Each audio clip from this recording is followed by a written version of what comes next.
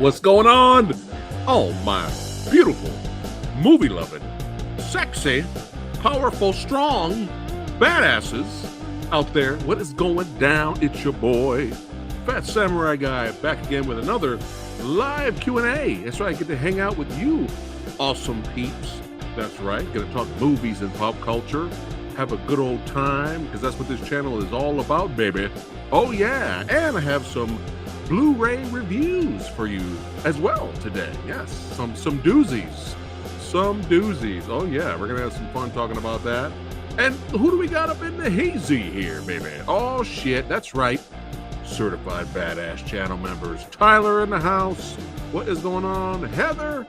Oh shit. Throwing it up and flexing it. That's how we do it. Brandon in the house. Oh yeah, look at all these channel member badasses showing up. Richard G. Hey yo, what's going on, brother? Yeah, man. We're gonna have some fun today. Now you might hear some squeaks. You might hear some meows in the background, okay? But we are, hold on, let me get it right. We are kitten sitting. That's what we're doing today. Kitten sitting. This is Gizmo over here. Yes, so Gizmo's just hanging out. So you might hear some meows throughout the stream. So, Phat Samurai Guy is not a ventriloquist for animals, okay? So if you hear some meows or some squeaks, that's a little Gizmo over here, yeah. And he's eating right now. Oh yeah. You know, Samurai Guy got to take care of him. Lady Fat Blood, you know, we got to take care of him now. So he's eating, he's got his water, he's good to go. But he may get a little fussy and want to come out, so. But yeah, it is good to see all of you badasses. Oh yeah, thanks again for hanging out with Samurai Guy on a Thursday. Non-sponsored. Cheers. Yes, cheers. Oh yeah. That's how we do it. Yeah. Oh yeah. Woohoo. What is going on, Movie Dojo Army? All lovers of film. That's right. And cinema. Oh, there we go. Cheers. That's right. Eyes open, no fear. Oh shit. Rotten Jack said he got the same box set. Oh, nice. Awesome. I am awesome.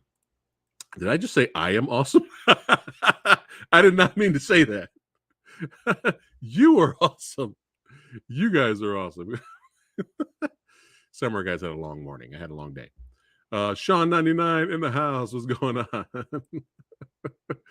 Oh, there he is, Saverio. I hope you had a good 4th of July too, brother. Yeah. Oh, yes. Well, we got enough peeps here. We can get these Blu-ray reviews started. Before that, the early birds, I'll let you guys know, and then I'll remind everyone. You're breathtaking. There we go. I am Groot, yes. I'll remind everyone at the end before we end the stream tonight. But good news, we have got the permission to announce that I'm just going to throw it up on screen. So that way you guys are in the know.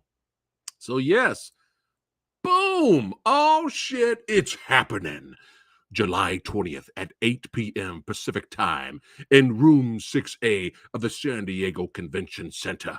The 26th annual San Diego Comic-Con superhero kung fu extravaganza. Fittingly, it's our Jade anniversary, so we're rolling out the green carpet for amazing guests, premieres, sneak peeks, surprise appearances, and more laughs, gasps, and cheers than you can shake a sword at. If you're attending the San Diego Comic-Con, stop by and say hi. And if you're not, come on over to that Phat Samurai Guy's channel. That's right, your boy here, the week after, and we will do a recap for you guys. So now we can finally announce it. So yes, keeping that tradition, baby. The 26th, 26 years. That's right. And your boy's going to be there. So if you guys are there, hey, I want to say hello. I want to hang out. Let's go. Take some photos and chill and talk movies in person. So if you guys are there, don't miss it. Yes, don't forget. Thursday, July 20th at 8 p.m. in room 6A. We had an absolute blast last year bringing it back. full, in the physical form, because the year before we did it here on the channel. So now in the physical form, because we had to do that because of COVID. But physical form came back strong, and there was a lot of awesome fans there that showed their support, and new fans that we made last year. Awesome people, just people that have that passion for kung fu, martial arts, and action cinema. So yes. So hey, don't forget, guys. Boom. Oh yeah. Oh yeah. I can't say who's going to be there. I can't say that, but we can announce. We can announce that it is happening in a few weeks. So if you're there, please come by and say hi to your boy. But oh man, we have so many awesome fight sequences and clips and wild stuff to show the audience. So hopefully I'll see you guys there if you're there.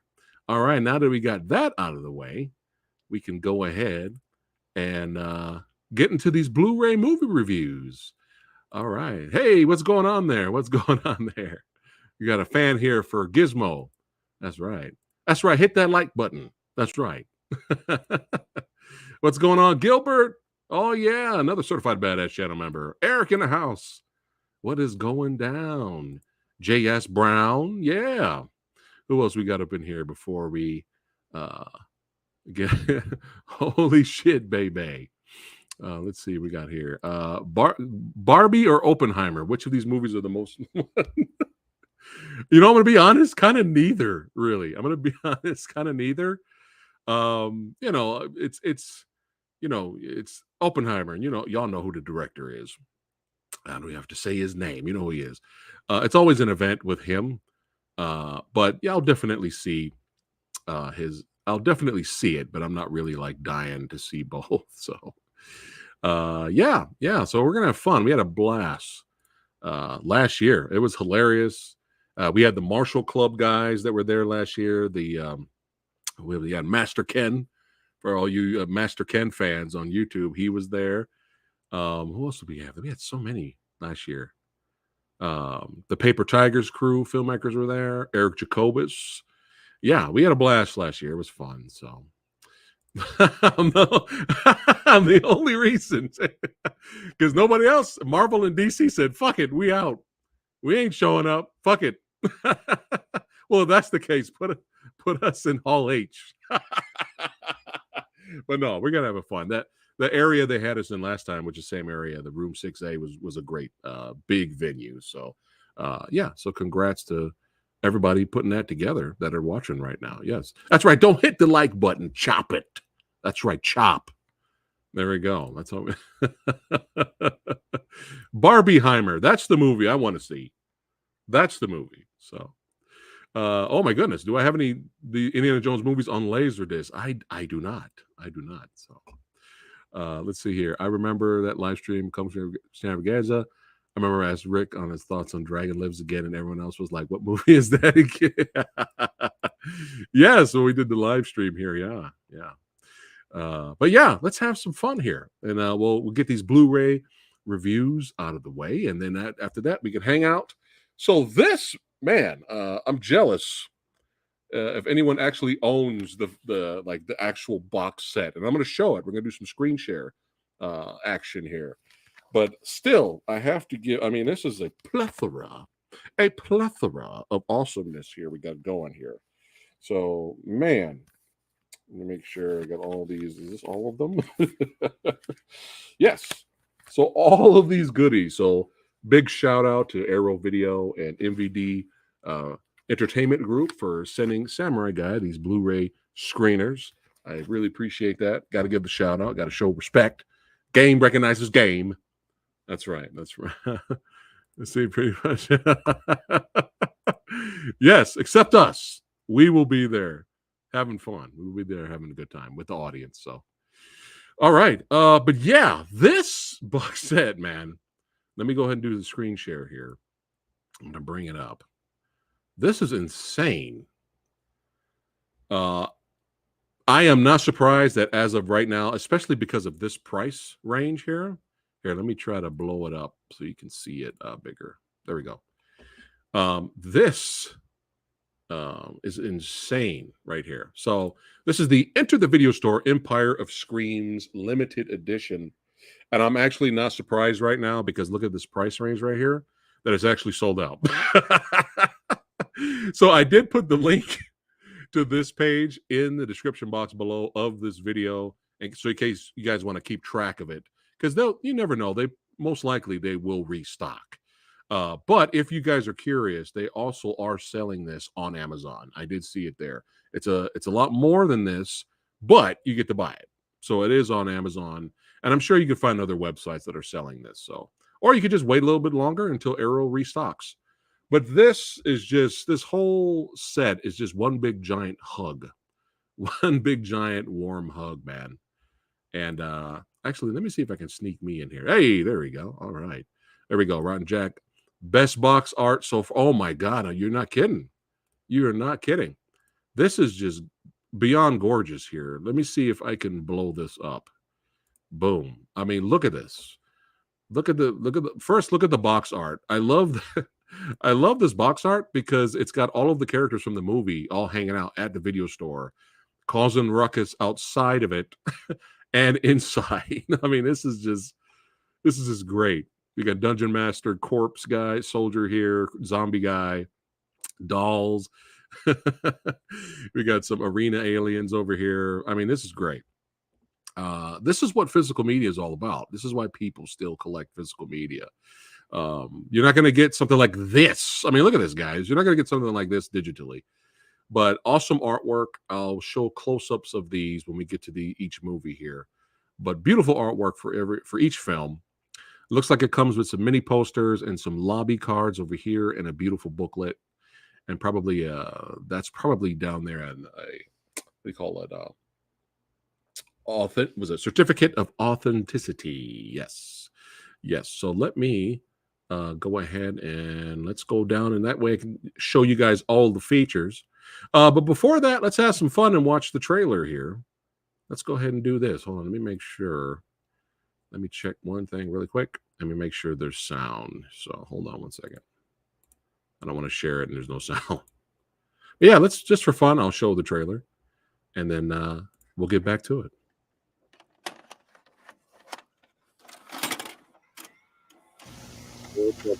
For entertainment on broadcast television. You can order our next feature at the push of a button. Look at that. All my favorite movies on cassette. Over 10,000 I remember videos. that. And it's really disgusting, and it's really, really good. Yes. Thanks. I'll just look around. I'm sure I'll find something. Oh, look at that. Look at that tracking.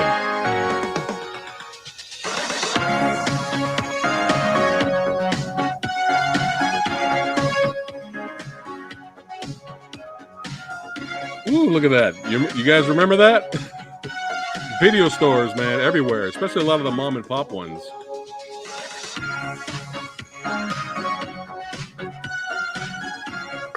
What? Break it down now. Bringing it back. Oh, styling. Styling, baby. There we go. There's all the movies in the box there.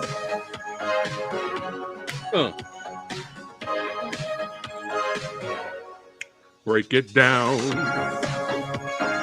Action. Marvel. Freshly restored for this new digital era. Look at those beauties. Oh, yeah. Don't delay. Order your copy today. Well, right now it's sold out, but when they restock. Well, that took me back there. Oh, yeah. Woo. Oh, my goodness. All right. Samurai Guy was jamming there. Okay, let me get back to it here. There we go. I miss old Hollywood videos. Yes. It was Blockbuster at first, and then Hollywood Video came in. But Samurai Guy back in the day, I went to both, especially some of those mom and pop shops, because there was a lot of those, you know. Sometimes you get more variety at the mom and pop shops. But yeah, I'm trying to see how to get back to the main screen here, and then we can continue having some fun, baby. All right, here we go. All right, get me back in there. Bam. There we go. All right. Okay, so here, let's go over some of the special features. and then I'll talk about the movies. All right, let's see. Oh, down here. There we go. All right. Remember the shelves of your local video store? Those days aren't gone. Reject reality and substitute your own. Yes, classic line from the Dungeonmaster. I reject your reality and substitute my own. Yes, that was nice. In 1983, entrepreneurial producer and director Charles Band, another legend, founded Empire International Pictures, which would go on to make some of the most memorable and beloved genre movies of the 1980s. Empire became a mainstay of video stores across the world with their catchy titles, outlandish art, and Band's wholehearted belief in giving audiences a good time. What? That's a thing? That's a thing? Really? They're concerned about entertaining us? Really? They're putting the audience first? I don't believe it. All right, so here we go. In Dungeonmaster, aka Rage War, computer programmer Paul Bradford is sucked into a fantasy world by Mastema, a demonic sorcerer in search of a worthy opponent.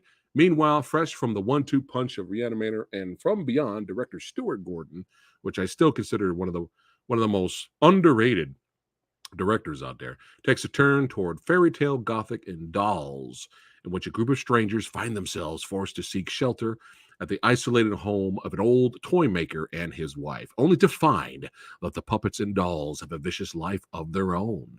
And Cellar Dweller, a comic book artist played by Jeffrey Combs, with a penchant for the macabre, takes inspiration from an ancient tomb and unleashes an ancient evil. Yes. Arena presents the ultimate fight night event, man versus monster.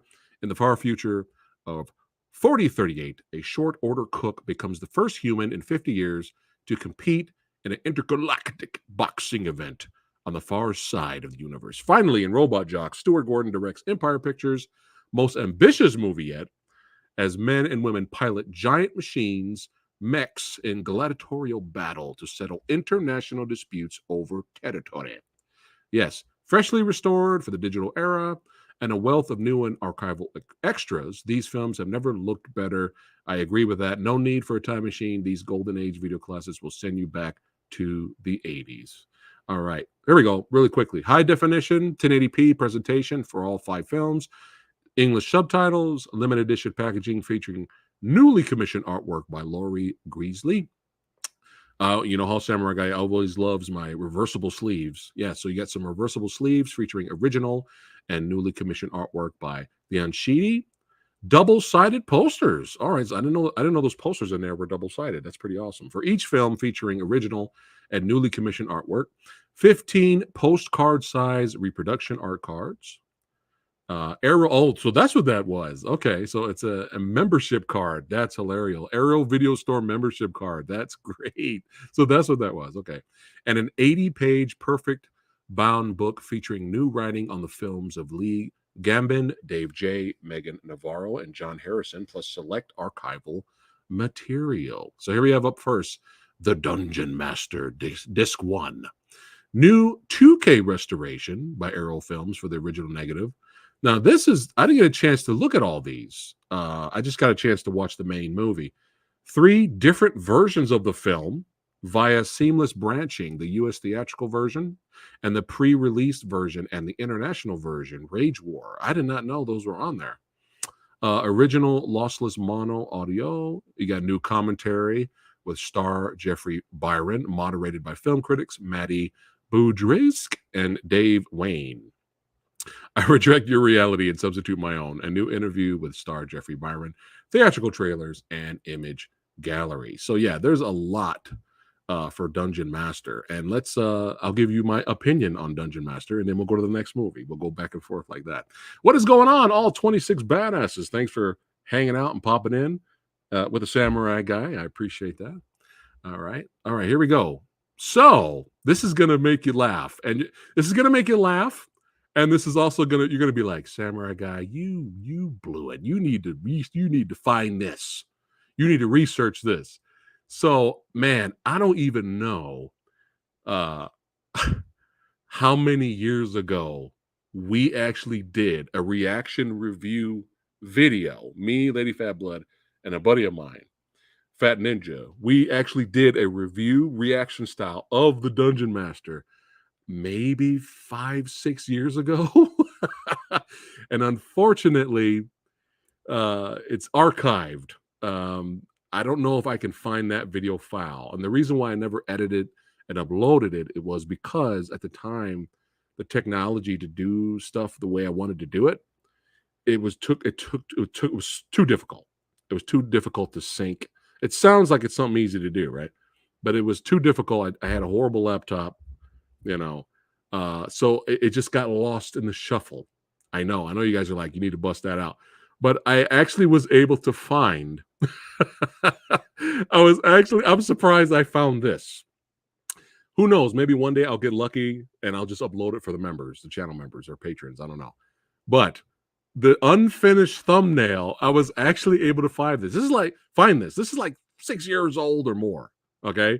You guys ready for this? Here's the unfinished thumbnail of our review of the Dungeon Master. Yeah.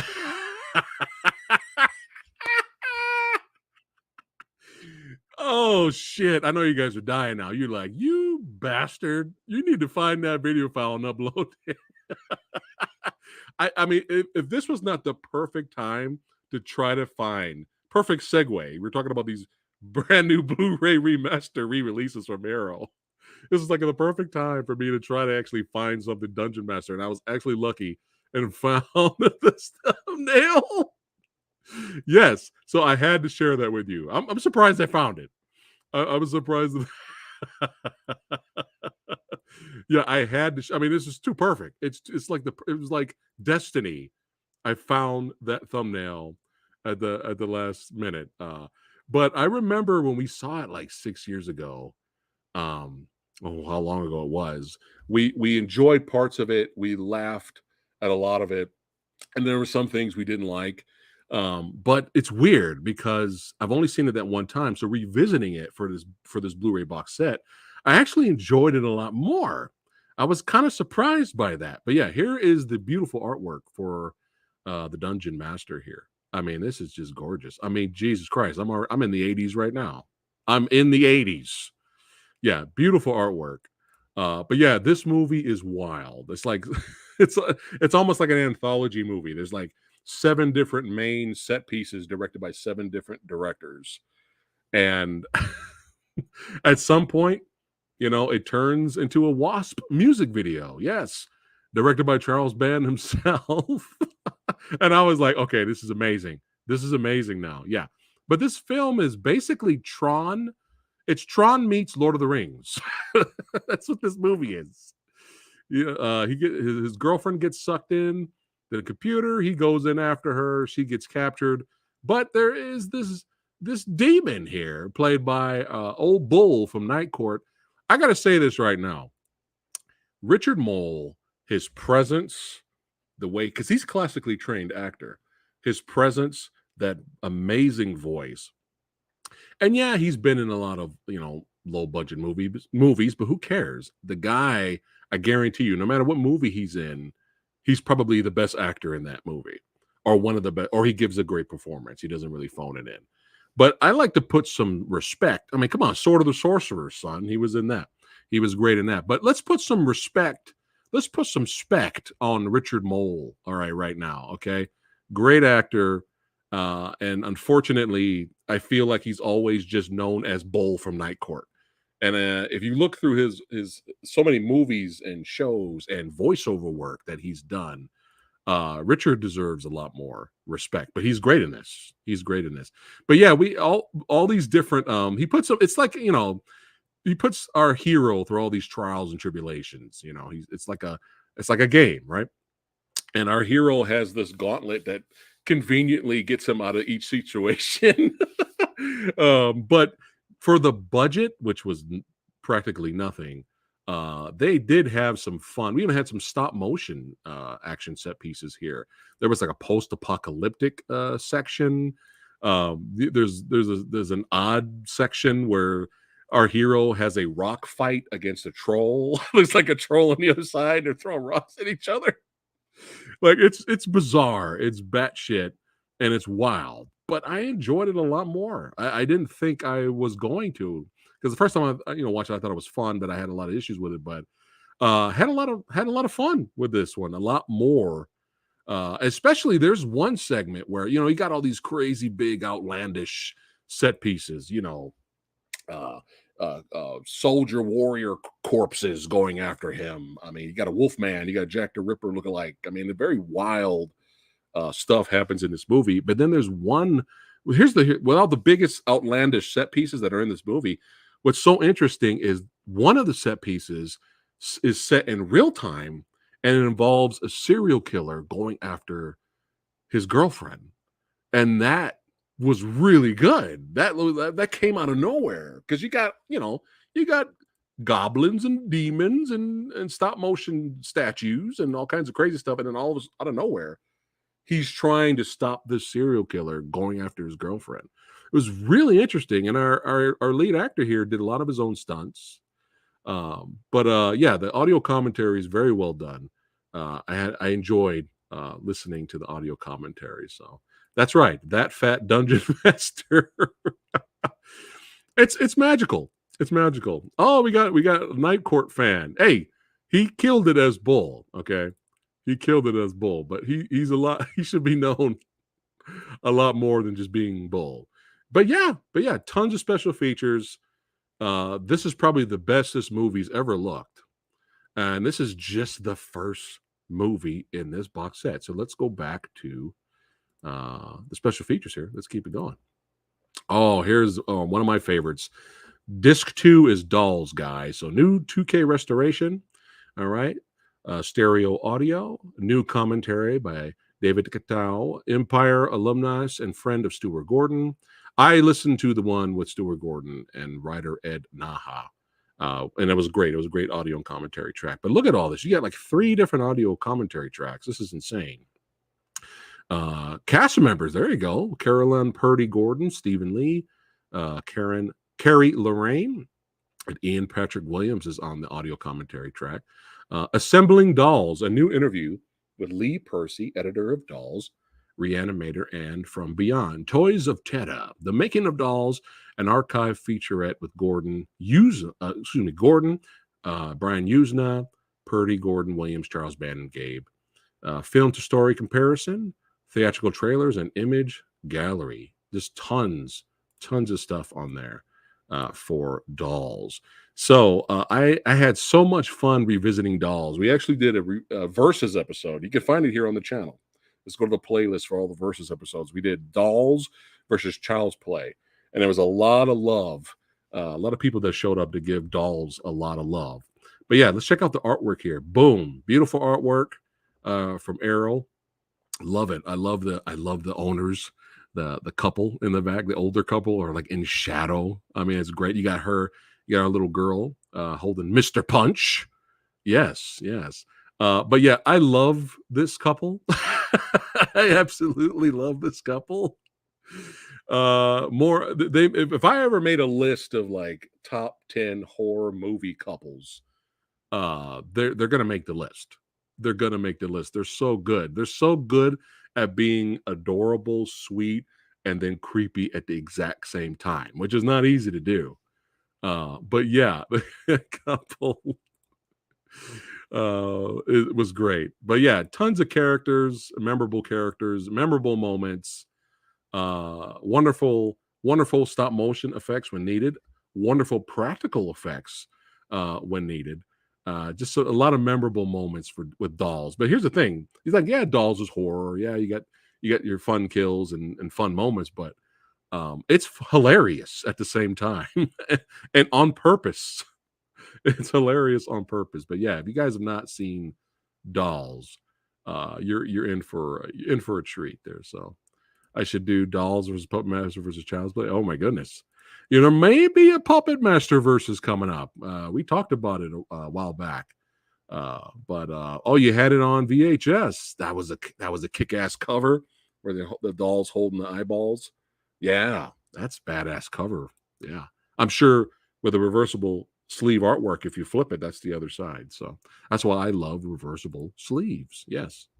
All right, let's get back to it here. Boom. Next movie now, Cellar Dweller. Additional picture restoration, lossless stereo audio, new audio commentary by special makeup effects artist Michael Deek, who inhabited the Cellar Dweller creature suit, moderated by film critics Maddie Badusk and Dave Wayne.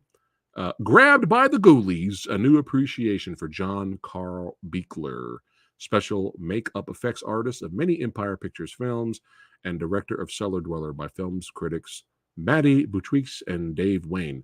This Grabbed by the Ghoulies, this whole John Buechler featurette was really good. It was great. Another guy that needs more respect. Inside the Cellar, a new interview with special makeup effects artist Michael Deek, original sales sheet, original production notes, VHS trailer, Empire Pictures trailer reel. You got image galleries, including behind-the-scenes photos, courtesy of special makeup effects artist Michael Deek. Yes, so here you go, guys. Samurai Guy has never seen Cellar Dweller. I've never seen it. A lot of these movies, excuse me, a lot of these movies on here I've seen. And so I had so much fun revisiting them. But there's two on here. I've never seen them until recently for the first time with these Blu-ray screeners. So I've never seen Cellar Dweller. I remember the artwork for Cellar Dweller, but I've never actually seen the movie. But here, boom, here you go. Wonderful artwork. That is fantastic. So the creature basically in this, the monster, is the highlight of the film. He is the star attraction, the monster is. And he's kind of a combination, if you will, of vampire and werewolf a little bit. But yeah, great artwork right there. I love the bloody carved pentagram on his chest. That's fucking metal. It's badass. But yeah, we have I love the comic book artwork. This movie really felt it had a creep show vibe to it. I definitely got a creep show vibe to it. But our star here, well, star for at least the beginning opening sequence, Richard, which called Jeffrey Combs, plays this famous comic book artist for this magazine called Cellar Dweller, aka Creep Show in a way. And he was conjuring some shit. He was messing around with the Necronomicon, and he brought some things to life, and it did not go well. This does not do the creature justice. But let me tell you something. When you see it move around, the guy in the suit moves very well. But let me tell you something, guys. The practical effects, the makeup is great, and the animatronics of his eyes, his forehead, his mouth, everything moves, his ears, and it's like surprisingly well done, like really well done. And he was my favorite in the movie, by the way, was this creature. But we have a fan girl here. She's an up and coming artist herself. She's been a huge fan of all the Cellar Dweller issues. She's obsessed with the creator of Cellar Dweller, who has gone missing, by the way. But she's an up-and-coming artist, and she kind of moves into this house of other artists, ran by Lily Munster herself, who did a great job playing a bitch in the movie. But yeah, we have... she ends up moving in exactly where Jeffrey Combs' character was, where a certain murder took place as well. And so she's moving down there. She's living the life of Riley. She's having a blast. And then... of course, she finds the book, starts looking at it and conjuring some shit. And actually, the entity may or may not be already there, just waiting for someone to give it the green light. But yeah, we had tons of other characters, goofy and hilarious and fun other characters that were in the movie as well. But this is one spoiler. Fuck it, I'm gonna say it. All right, one spoiler. My favorite kill, it's not that much of a spoiler because you don't know who it is. You don't know who it is. My favorite kill in the movie is when my home skillet right here shows up and just completely wow, just this full body pivot strike movement and completely decapitates this person. And it's done so well. blood effects, blood spraying out. This is the corpse is still standing like that. Just great kill. Head flies against the wall. But what makes it perfect, you got the movement, you got the amazing effects, but what makes it perfect and makes that kill even more memorable, the movie cuts back to the monster, and the monster is laughing hysterically at his work. The monster, after decapitating someone, the monster is basically just like leaning like this, like a pimp, like he's got some swag, and the monster's just like, I'm not kidding, I'm not making it up. That happens in this movie. I never thought so. Yes, I enjoyed Cellar Dweller. It was adorable. I never thought that creature feature and adorable could be put together. But that's the best best way to describe this movie. Adorable creature feature. But yeah, I enjoyed it. First time watching the Cellar Dweller. Yes. Oh my goodness. But yeah, the monster laughing, I can't get enough of it. I can't get enough of it. All right, let's go back to the next movie now. Boom. All right, what do we got here? All right, here we go. Arena. Here we go. Excuse me. 2K restoration. Now, this is important, guys. This is very important. New 2K restoration from the last known surviving 35 millimeter elements. Okay. And I'm going to explain again when we're done here. Original lossless stereo audio. I did listen to the commentary. It was great. Peter Manoogian, moderated by film critics. These Maddie and Dave, we're just going to call them Maddie and Dave. They're on every single one of these discs here.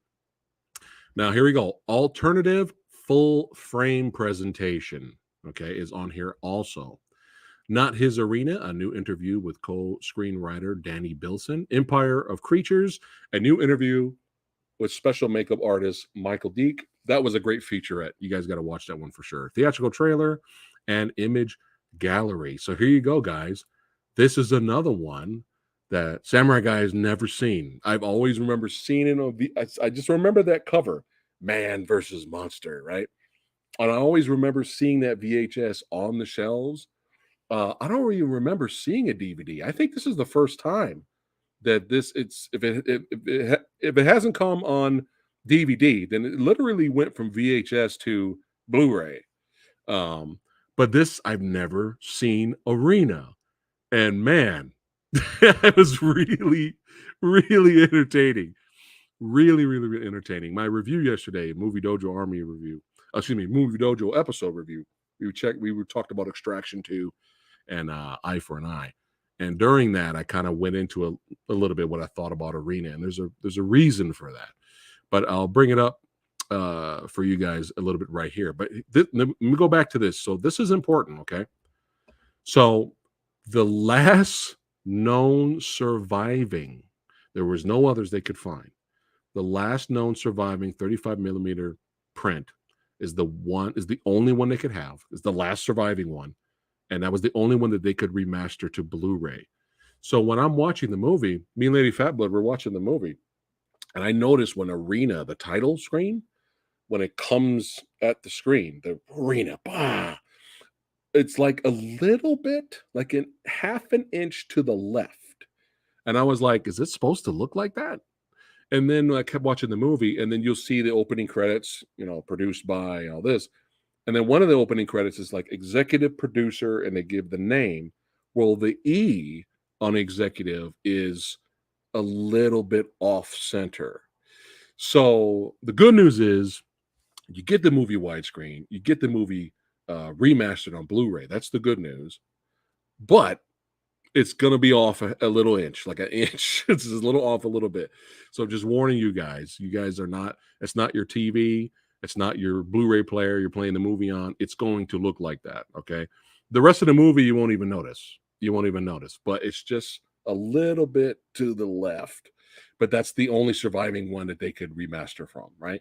But that's why, excuse me, the full screen alternate full frame presentation is on there too, because that one has the colors a little bit different, and you could see you could see arena. The arena is in the middle of the movie now. Like the arena title is in the middle, not a half an inch to the left.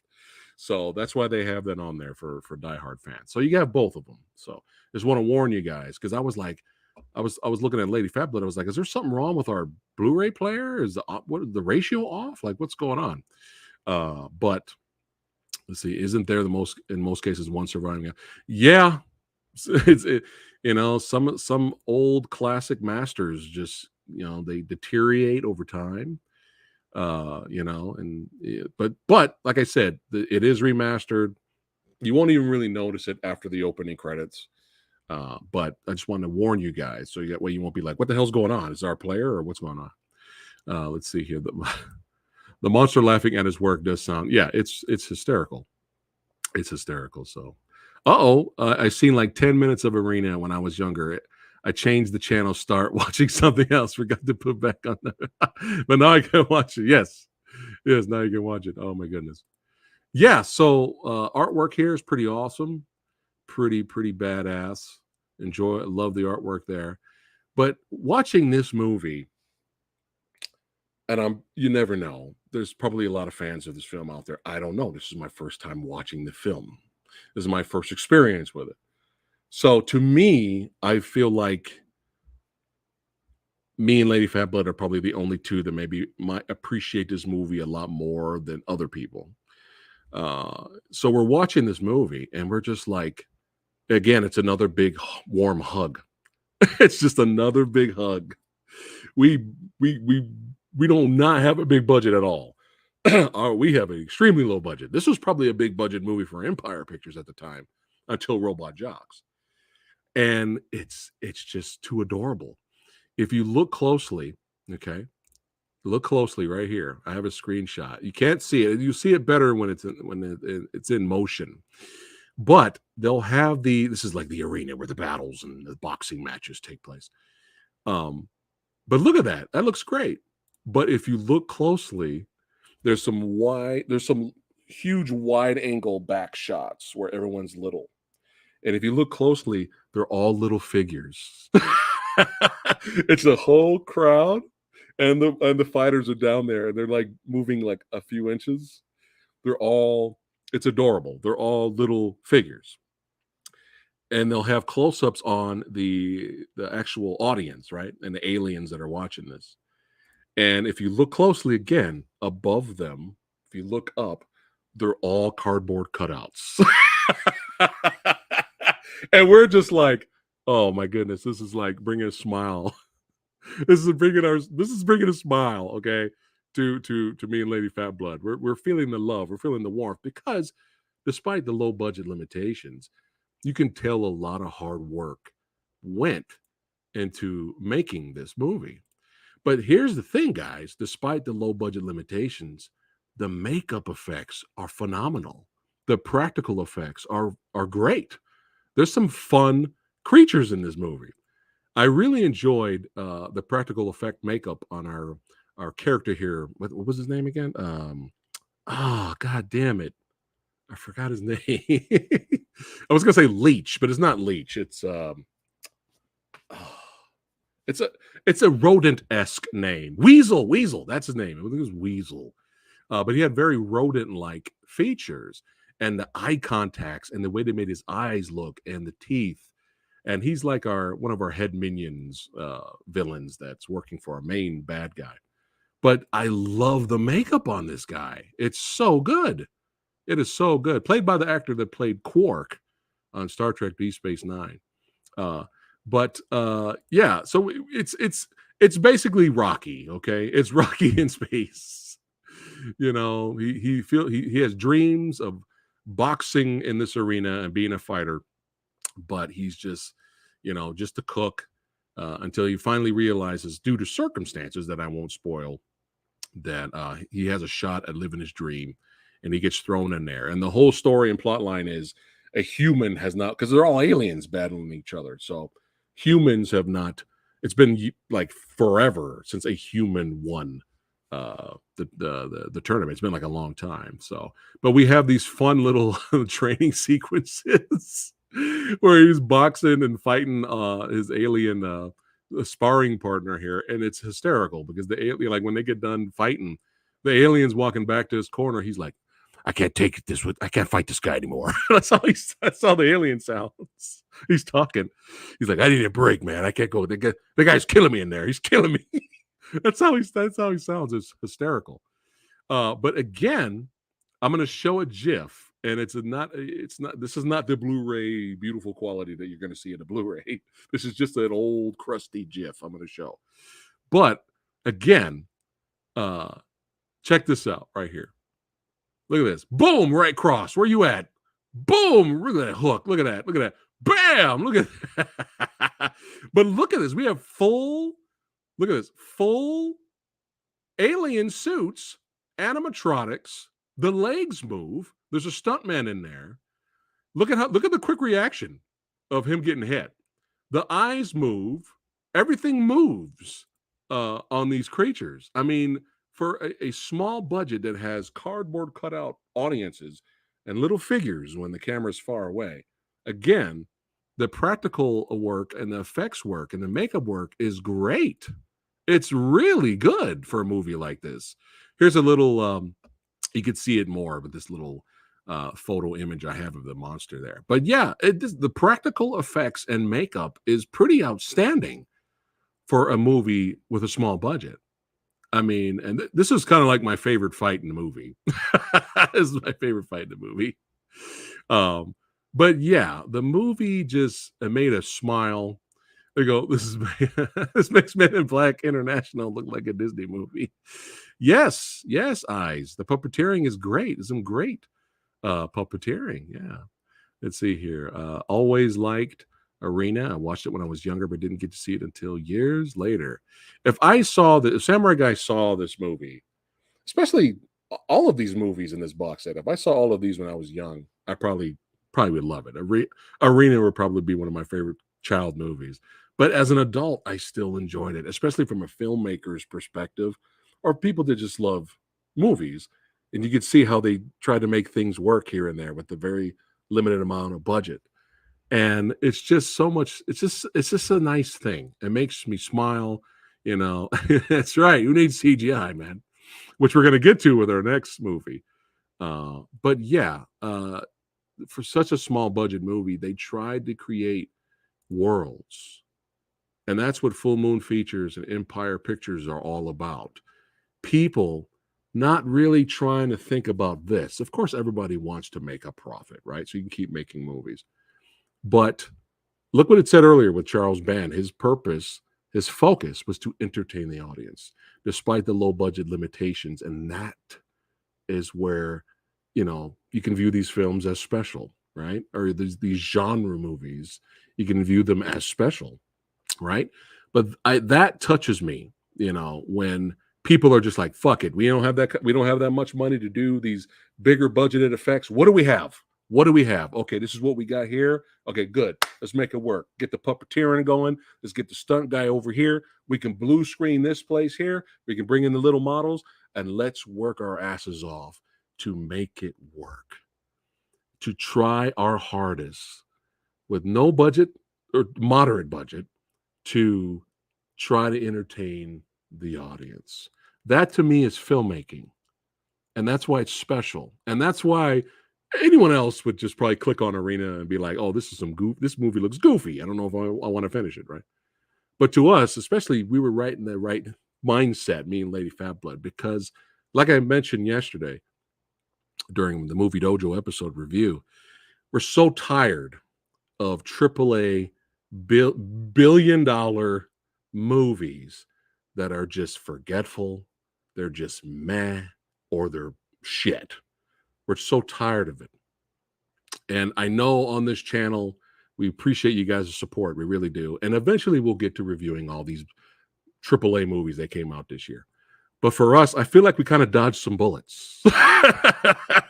So we will wait till like movies like Indiana Jones and the Dial of Destiny. We will wait till that's free to watch. We'll get to it. Okay. But, you know, because of time and money, we weren't able to see all of these movies. But it's nice to sit down watch something that you could tell took a lot of hard work to make. There was heart in making it. All they wanted to do with the limited amount of budget that they had was create a world that hopefully an audience can resonate with, hopefully an audience can appreciate and be entertained with at the end of the day. And Arena, again, like a lot of these movies in this box set, they all feel like big warm hugs. And they made us smile. And like I mentioned yesterday, we still get, Samurai Guy gets comments and messages and requests all the time. Why aren't you guys reviewing Indiana Jones and the Dial of Destiny?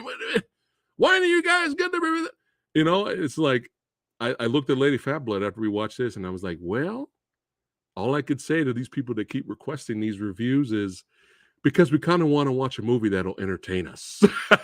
We want to be happy after we watch a movie. And it's kind of sad that these small scale, moderate to low budget films, that we could still go back to the 80s and find enjoyment and give us big smile, laugh, have a great time for these small budget to no budget movies from the 80s, that we could see the hard work and passion that went into making them. We can enjoy that over any billion-dollar, boring, CGI fest, forgetful. You forgot the movie as soon as you walked out of the theater. Disappointment, constant disappointment, one after another. Now, there's some great, big budget movies that we did see this year. So it's not like it's a lost cause.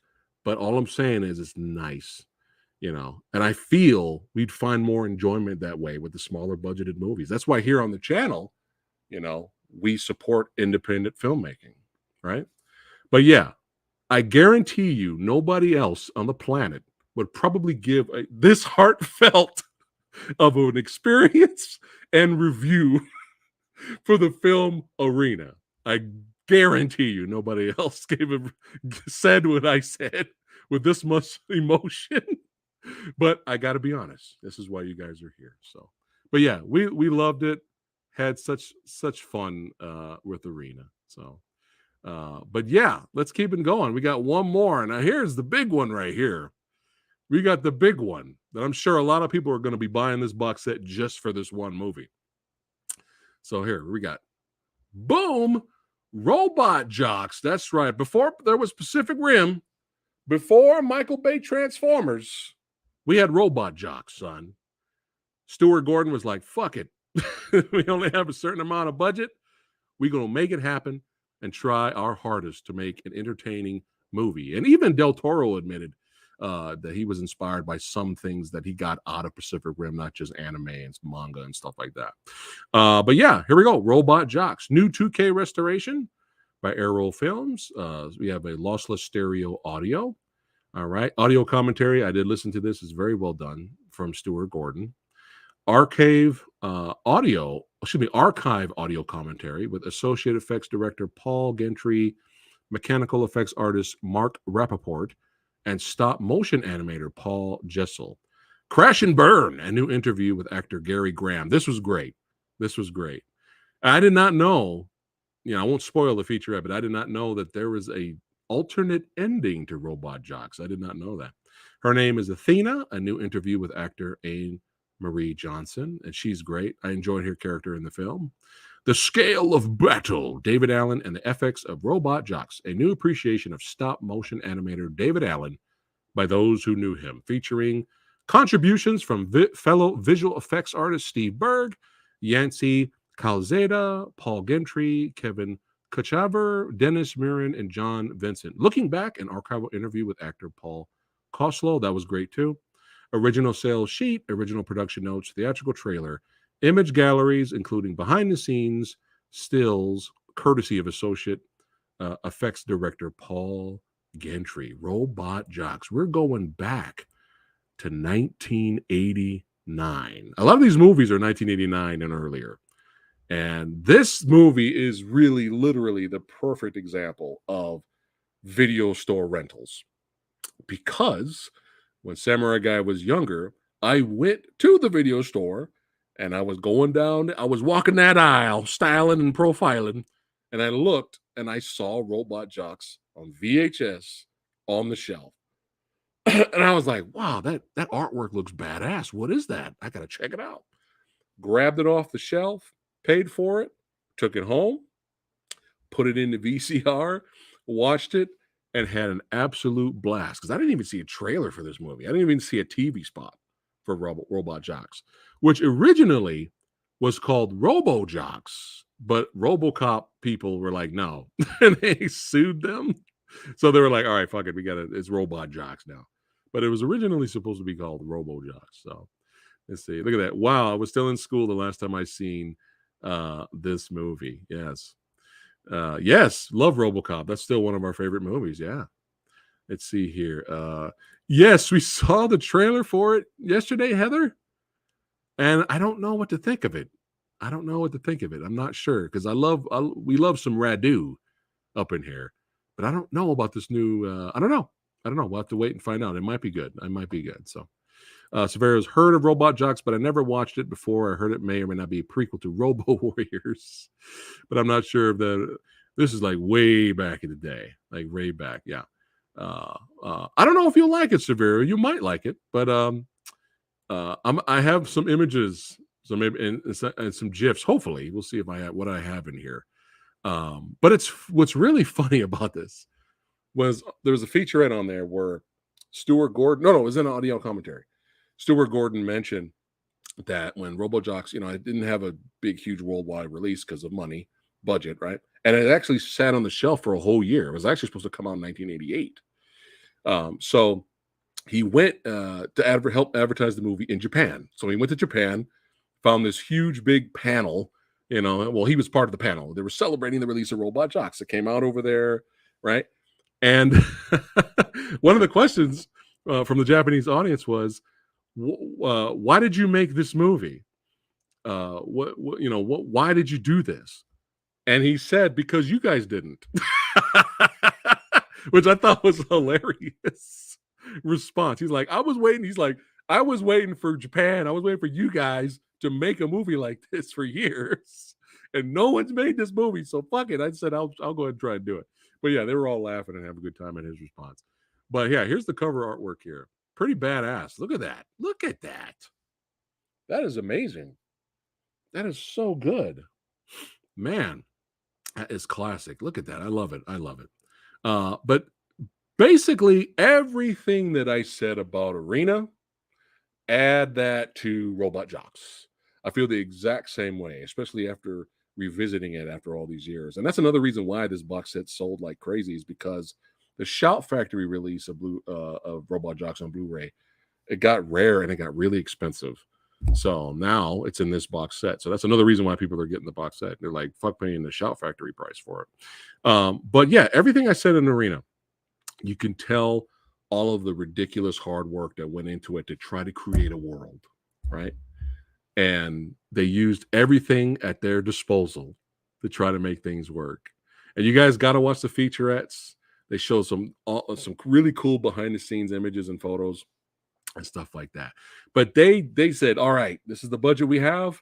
Let's use what we got. So all of the tricks of the trade that were available to filmmakers around that time in the 80s, especially the filmmakers involved with this movie, they used everything. So you had them puppeteering miniatures. They had a medium scale miniatures, large scale sets, and they had the blue screen, and they had stop motion. Everything was thrown all together to try to make every single sequence work. And you got to applaud it. Man. So like here I have a few images right here. So look at this. Again, this kind of stuff warms my heart. This is the kind of stuff where it just gives me a big hug. So they had the puppeteer to work on the stop motion. And yes, that is Jeffrey Combs down there at the bottom right. He had a little cameo. But yeah, they used the miniatures for stop motion. And then they would have a few shots of large full scale moments of the robots here and there. Right. And it's just such a wonderful love letter to the manga and anime and trying to make it work with what little they have. But I'll tell you this, in rewatching it, because it's been years, this is not that big of a spoiler, but I was rewatching it, and then I got to the finale, and I was like, "This is amazing." Like I was watching this, and I was like, "This is amazing," because you have the first fight, boom, right, and then it ends up going to space. So then there's a little bit of action of them in space off of Earth. And then they end up back on space. I mean, back on Earth. And then the fight continues. And then we have some cool transformation moments that I forgot was in the movie. And I was like, dude, that is fucking dope. I'm like watching this. And I'm like, dude, for the late 80s, that is fucking cool, man. You know, and then they end up actually coming to fisticuffs. So yeah, like I don't remember it being that entertaining. I was very surprised by the finale of this movie. But this is why I'm going to say Robot Jocks needs more. Hold on a second. I didn't know until I seen some mention in chat. Me and my cousins were on the beach. Okay. Let's see here. Yeah, bud, you can send me messages on Instagram if you'd like, and Facebook. So, but yeah, we got Michael Brown in the house. It looks like Transformers. Hey, that was the 80s. That was the 80s. That's right. Everything was in the 80s. Gundam and Transformers were born in the 80s. That's right. But here we go. Here we go. Yes. Oh, here a little fun fact from Eyes on Fire with the fun facts here. Why doesn't anyone ever talk about Robot Wars, the follow-up film to Robot Jocks? There you go. There's if you guys didn't know, there's a little follow-up there. You know what's really funny? They talked about the sequel, the script, before Robot Wars came out. There was actually a different script.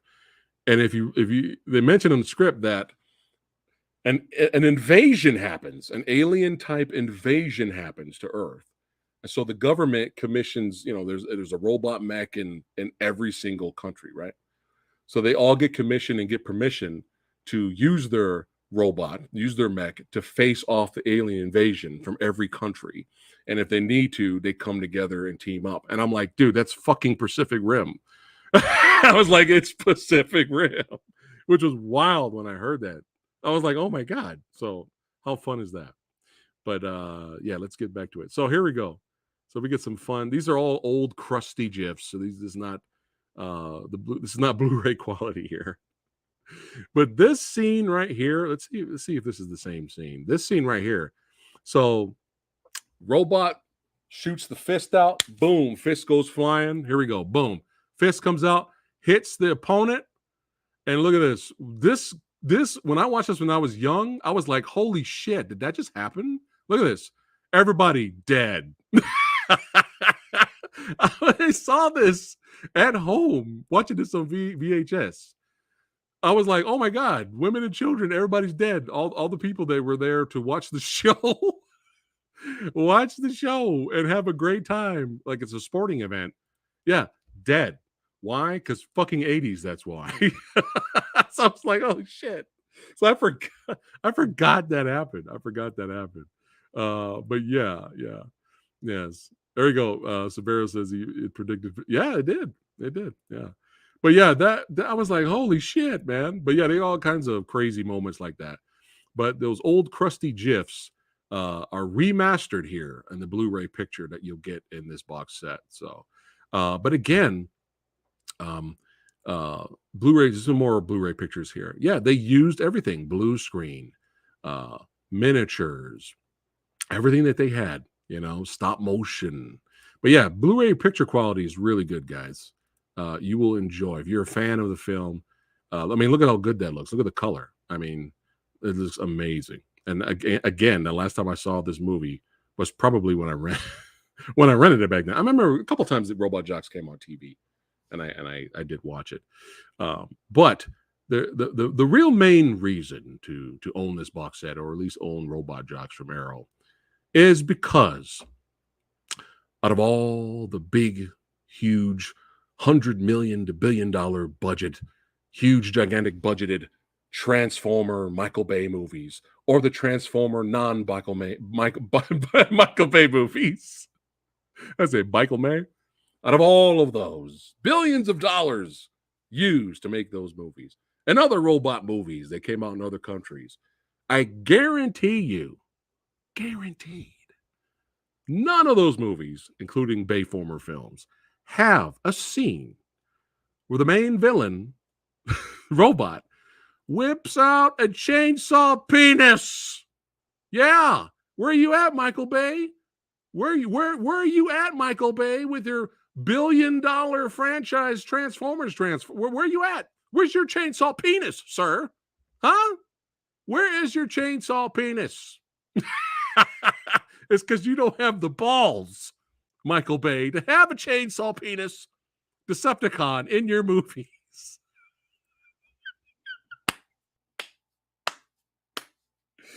This is why you guys are here. Am I good or what? Am I good?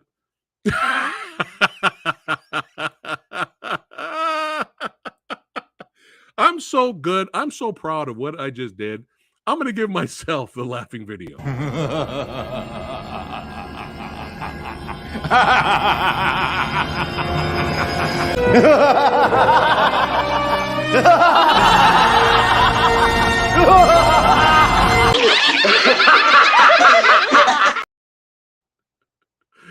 Oh yeah, that was perfect. That was perfect. Yes.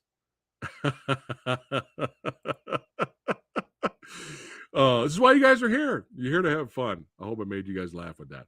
But yeah, that's actually from the movie. So when you watch that, yeah, you get to see that chainsaw penis in remastered Blu-ray. Goodness, yes.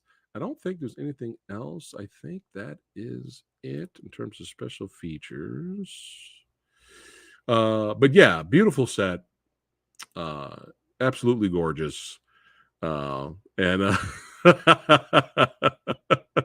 I highly recommend it. I had so much fun revisiting a lot of these movies and then experiencing two films that I've never seen before, Cellar Dweller and Arena. But it was so much fun. It really is. And so if any of you guys out there to get this box set, again, like I said, it's as of right now, Arrow needs to restock. And it's sold out as of right now. But I did see it. I checked it yesterday. I did see it for sale on Amazon. It's a little bit higher, but it was they're selling it out there. So bring back the 80s. That's when it kicked butt. Yes, I agree. So you see, well, of course, Severio. I knew you would come up with something. I knew because Severio is Bayformers for life. I knew. I was waiting on it. I was waiting. No, it doesn't count. It doesn't count. Sorry. Chainsaw penis trumps random testicles that are just flinging around there. Because that was used. Now they used the testicles as an actual assault, maneuver. Then maybe, but yeah. All of these are great. Again, shout out to Arrow Video and MVD. Entertainment Group. Thank you so much for sending PhatSamuraiGuy these Blu-ray screeners so I can share my experiences with you awesome collectors and movie cinephiles out there. But yeah, I will always champion independent filmmaking. And you'd be surprised how many small budget to no budget movies out there that really scratch the itch, whether it's horror or action or whatever itch is there. And you'll be surprised. And sometimes it's nice to take a break from gigantic, big budget meh. You know what I mean? It's nice to take a break from just being constantly disappointed by a lot of movies recently. But there's some good movies now. All right. Not all big budget movies suck. But I'll always be there first in line to watch something small budget as long as it's fun or there's something cool about it. And yeah. So there you go, guys. That's the Blu-ray review there, and I did put the link to the Arrow site in the description box below of this video. So now we got a little bit of extra time. We can hang out a little bit, go ahead and ask Samurai Guy some questions, talk movies, pop culture, all that good stuff. And I gotta take another swigums. And it is hot over here. I don't know if it's hot where you guys are right now. I don't know if you guys' summer has been like death. But yeah. It's been kind of brutal over here. Really quickly, since you're here, Thanks again, 31 badasses. Thanks again for watching and hanging out with Samurai Guy. If you guys are going to be at San Diego Comic-Con, that's right, this year, meet the old Samurai Guy, July 20th. That's right, Thursday, 8 p.m. Pacific time. Meet us at room 6A for the next Kung Fu extravaganza, superhero extravaganza panel. Tons of guests, a lot of premieres, sneak peeks that will only be shown at Comic-Con. Awesome guests, fight scenes, a lot of awesome, amazing stuff will be there. So if you guys are there, hey, come say hi. So I love meeting people at Comic-Con. So it's the yes, yeah. I don't know. It's always humidity, man. Let's see. Super Mario worth purchasing or renting? Well, we have not seen it yet. I did see one scene from it that made me and Lady Fat Blood laugh. We were busting up. I won't spoil that for you, but we were cracking up with that. But yeah, I mean, if you're not willing to pay big butts, big butts, if you're not willing to pay the big butts, see, it's the heat, the humidity over here. I'm just slurring my words. I don't know what I'm saying. But yeah, just rent it if you don't think it's worth buying, just to be on the safe side. Severio loved it. But yeah, check it out for yourself. Always check it out. Even if movies that I review here on the channel that I hate or I have a lot of issues with, still watch it for yourself because you may love it. So it's all good. Oh my God, I did see this. Have you guys seen this? The Shout Factory Shaw Brothers. Oh my God. You probably already know this, Rotten Jack, but there's like several more volumes coming already. And I'm like, oh my God. But what I love about this, I mean, I don't have the funds to get it as of right now. Not even the awesome Bruce Lee box set that's coming out, but hopefully, I'll be able to get all that stuff in the future. But what's cool about this, if you guys are curious about the Shaw Brothers Shout Factory set, none of these movies are the same movies that's in the Arrow box set. So yay, because that's the last thing we want to do is double dip and triple dip, right? I think at some point we may not have a choice, but as long as there's a lot of variety. I mean, there's like 11 movies in there, right, Rotten Jack? It's like insane. This is the greatest song ever made, by the way, in the history of music. Okay. So yeah, there's 11 movies. It's insane, man. It's so nuts.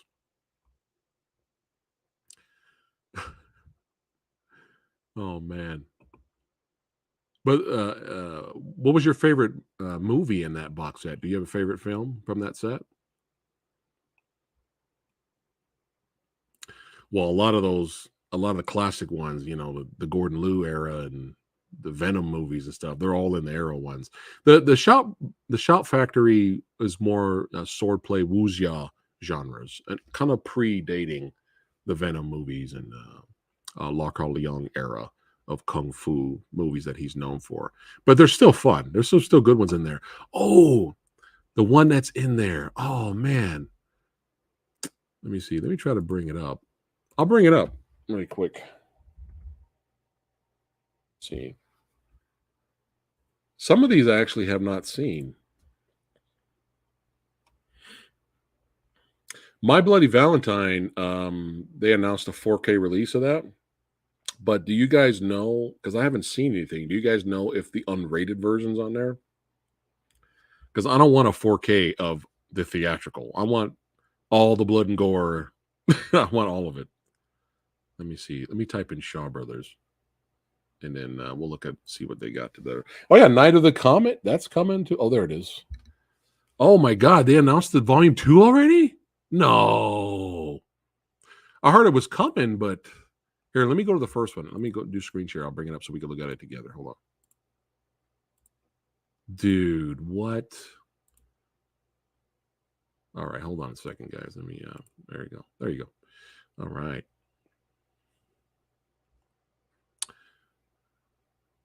Let's see. Let's tickle that like button. Yes. Okay, Rotten, I see your message there.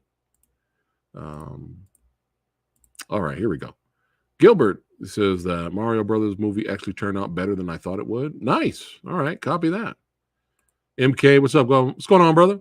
I wanted the Halloween Scream Factory collection years ago, but now it's like, oh, yee.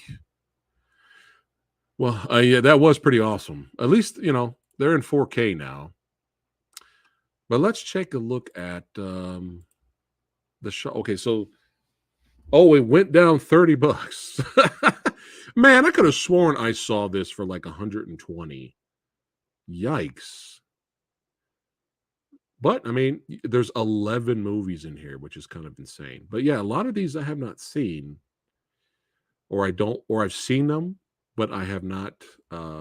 It's been so long, I don't remember them. I would love to revisit them. Thundering Sword. That sounds familiar. Now, the Golden Swallow's great. This is good. This is really good. That's a good one.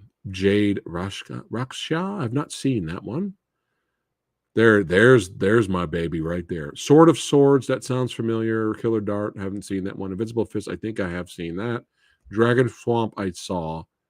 Flying Dagger, not sure. The Golden Sword sounds familiar. But this one right here, guys. I mean, Golden Swallow's a must. But the Bells of Death. This one right here. This was amongst my rental days, going back to the Arrow video box set. This was a lot of fun. I didn't even know what Shaw Brothers was when I rented that movie back on VHS. But the Bells of Death was great because it's a revenge movie. But it's weird because it's one of the, I don't know. I mean, there's probably other movies that have done similar things. But what's interesting about this is more swordplay than anything else. And it's violent. Great villains too. And you're rooting for the protagonist. You want him to kill these motherfuckers. But the interesting thing about this was he's the protagonist. You're watching a protagonist, but they film him in certain scenes as if he's a slasher. Like he's a slasher, killer. And it's strange. It's really cool. It's interesting. I don't know. I mean, let me know if you guys know of other like martial arts movies or action movies where the hero almost looks like he's hunting, like he's like Michael Myers style viewpoint, stalking these bad guys. I don't know if that's ever been done before, but if it has, let me know. But I've only seen Bells of Death once, and I still remember it that many years ago on VHS. I still remember it. It actually might have been early DVD, actually. But I remember really enjoying it. And now, Blu-ray quality, are you kidding me right now? Oh, shit. Kevin, what's going on? All the way from the UK, certified badass channel member. What's going on? Oh, my goodness. Watched the legendary film Seven Samurai for the first time the other day after finding it at a yard sale. Awesome film with many amazing... Oh, my God, yes. I agree. Seven Samurai is an absolute masterpiece.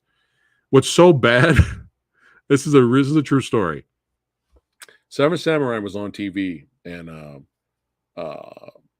some of my buddies were over the house, and it was just kind of on in the background. Some of them were watching them, some of them weren't. And one guy, no, Gizmo's okay. That's not Gizmo. One guy was standing next to me, and at this point, I've already seen Seven Samurai. So you have that great early scene where you have the one guy challenging the badass samurai dude who ends up joining the team later. He challenges him, right? And they first do it with wooden, the wooden sticks, right? The kendos. And he beats him with the move, his special move. And then the guy he was embarrassed. He was like, no. If this was real sword, I would have beat you. And so he was humiliated. So he called for real swords. He's like, no, fuck it. Let's do it with real swords. I got you. And then, so he's like, okay. And the guy's like, basically going to do the exact same move that he did when he beat him with the kendos. And he does the same move, and he ends up killing the other guy, right? And it was the way it was shot. It was like slow motion after the attack. That beautiful slow motion shot of him falling over. And it was a great part of the movie, right? And that scene was redone in a way in The Magnificent Seven, where James Coburn went up against a guy who tried to draw on him, and James Coburn was really good at the knife, and he beat him with the knife. Another great scene, another great movie, another great remake. But the guy next to me, after watching that whole scene play out, they did with the kendo, same moves with the kendo swords. I mean, the kendos, and he won. The badass won. So the guy called him out. I want swords. He does it again. All right. And ends up killing him. There was a point to that scene, right? The guy next to me goes, "Oh, man, that's some bullshit." He's like, "Man, that's some bullshit. This movie's boring. Oh, my God. Can we watch something else?" And I looked at the guy and I was just like, yeah, he's not one of my friends. He's somebody else's friend that's here. I was like, no, it's not gonna work out. It's not gonna work out. No. You know, Lady Fatblood might have told this story before. Me and her and a whole bunch of other people were watching Yojimbo, and you have the iconic scene at the end where the slow motion walk, right? Which again was redone in a Fistful of Dollars with Clint Eastwood, right? Slow motion walk, right? And then, boom, katana sword comes out. Toshiro Mifune cuts all those motherfuckers down. Great, iconic scene. We're watching this movie, and we already seen the movie, right? So we have the slow, iconic wind blowing, and Toshiro Mifune is walking, his beard's blowing, his hair blowing. It's so iconic. You got Tetsuya Nakadai on the other side with all the other villains, and it's this iconic shot, slow motion, where they're walking slowly towards each other. And then one guy on the side, I don't know what, watch it be the same guy. One guy on the side was like, "Oh my God, will you get on with it and just fight already?" Oh. So we beat the shit out of him and buried him in the back of the house. No, I'm kidding. I'm kidding. But yeah, I was like, dude, Jesus Christ. Have you been watching the whole movie like the rest of us? But everybody's different. Everyone's different. But yeah. But yeah, let's take a look at this. I didn't know the new box set was announced. So let's take a peek at it really quick. Have you guys seen this movie? Sexy Sumo hit me up. He said he used to watch that movie a lot when he was young. I've never even heard of My Demon Lover. Let me know if you guys have seen that. But yeah, there it is, Little Nicky. Let's see. Where was it? Where did it go?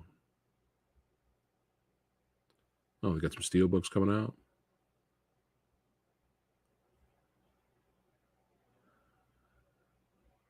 Just checking out all the goodies. Escape from New York, man. I'm sure that looks great. The Brave Archer collection is pretty good. Those are 3 fun movies, or those are 4 of them. How many is in here? It's been a long time since I've seen these. 1, 2, 3. Oh yeah, there's 4 movies. Oh my God, 5. Oh my God. I think I own these on DVD, but it's like way, I would love to have it for sure, but I'd rather have the Shaw Brother box sets instead. But yeah, there's some good stuff in that. All right, here we go. Volume 2. What do they have in here? Oh, it's some great artwork. Look at that. Beautiful artwork. Let's see. Oh, no, they don't have any announcements yet. No. All right, some people are breaking it down here. The Delightful Forest. I remember that. That was good. Lady of Steel. Brothers. I've not seen that. Brothers 5. I've seen that. Crimson Charm. The Shadow Whip. I saw that. That was fun. The Devil's Mirror. I have not seen. Man of Iron. I think I've seen that. The Water Margin is good. But All Men Are Brothers is actually the sequel to The Water Margin. I actually like that better. That had better fighting in it. The Bride from Hell. I've not seen that one. Heroes 2's old school classic. The Flying Guillotine is fun. And the Dragon Missile. I think I've seen that one. These are all great and fun, but I don't know. I need to see more on the other ones to see if it's worth it. But yeah, there's some good ones in here for sure. Yeah. But yeah, I want to look up the other ones whenever I get some free time. Because right now, for that price, it's not screaming at me right now. But hey, more the merrier, man. More the merrier for you guys to buy some stuff. I'm catching up to you guys. Hold on. Oh, there's here. Oh my God. I had a similar experience with the beginning of Once Upon a Time in the West, where a friend said it was getting boring. Oh my God. Jesus. Oh, it was getting boring. The first part of the movie. And that did he even make it? Did he even make it to the rest of the movie? It's like, come on, man. There's an art to waiting for. I think the whole opening beginning where it was building tension and suspense because you knew something was coming. I think that was like 10 minutes long. But I love that movie. I love that movie. That soundtrack is great. You Will Always Lose, the staring contest with Charles Bronson from that movie. But yeah, that might be my favorite Western. So yeah, I think Creep Show is on there too, getting a 4K. That's going to look great. You haven't seen My Demon Lover since the 80s. Sumo be hitting me up with movies, man. I'm just like, dude, I've never heard of that. But he said it was a fun flick. So Savarian wants to get the Shout Factory. Johnny Sacco and his flying robot. Okay. Yeah, that's what I'm saying. The more the merrier. Get it out to a new audience. I thought I saw Super Sentai. Let me go back and look for it. Hold on. Oh, it's on DVD. I thought I saw a Blu-ray. Hold on. Is that Blu-ray there? Or is that DVD? Oh, it looks like DVD, huh? Let me click on it. Before there was Power Rangers, there was Super Sentai. Yep, it's DVD. I mean, it's better than nothing, I guess. But yeah, even a lot of those Ultraman movie shows, not all of them are Blu-ray. You know, some of them are. A lot of them are DVD. You probably only get what they can't get their hands on. So.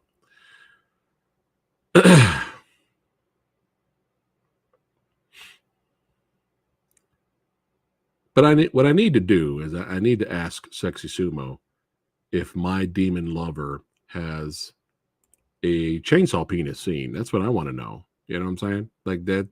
I think the chainsaw penis, you know, well, it enhances enhances every movie, I think.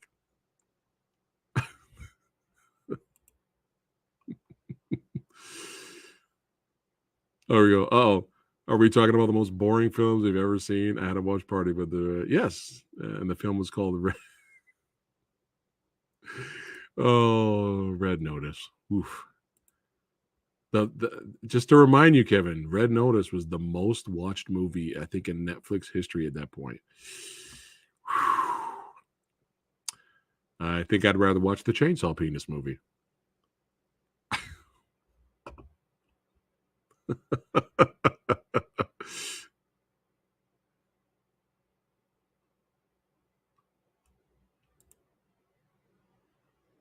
Yes, it's required.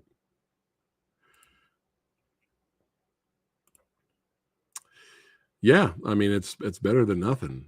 It's crazy, guys, if you think about it, how many movies and shows out there that don't even have DVD releases. It's crazy. It's kind of crazy. Like, think about it. Why is there not an official, not a third party, not remastered from another source, which I'm sure is probably still good for what it is. But I'm talking like Eureka, 88 Films, Arrow, you know, Criterion. Well, Criterion did the DVD of it back in the day, but where are the Blu-ray versions of The Killer and Hard Boiled? The Killer and Hard Boiled, still to this day, has not had an official Blu-ray release. It makes no sense. Lies, lies, lies. I would love to get Magic Cop. Which one's Last Blood? Which one's that one? Let me look it up. Sounds familiar. Rambo Last Blood popped up. Is it 88 Films? Let me do that. I think I find it better. Oh, the hardboiled, the unofficial Hardboiled 2 movie. It's not really a sequel, but how they call it. Yes. Yes. I would love to have that one. Yeah. because I heard it's legit, like in terms of action. Get that classic heroic bloodshed genre, right? Yes, it's insane. It's tons of movies on VHS still don't even have a DVD release. Yeah. I would love both of those eyes, but in the future I can get it.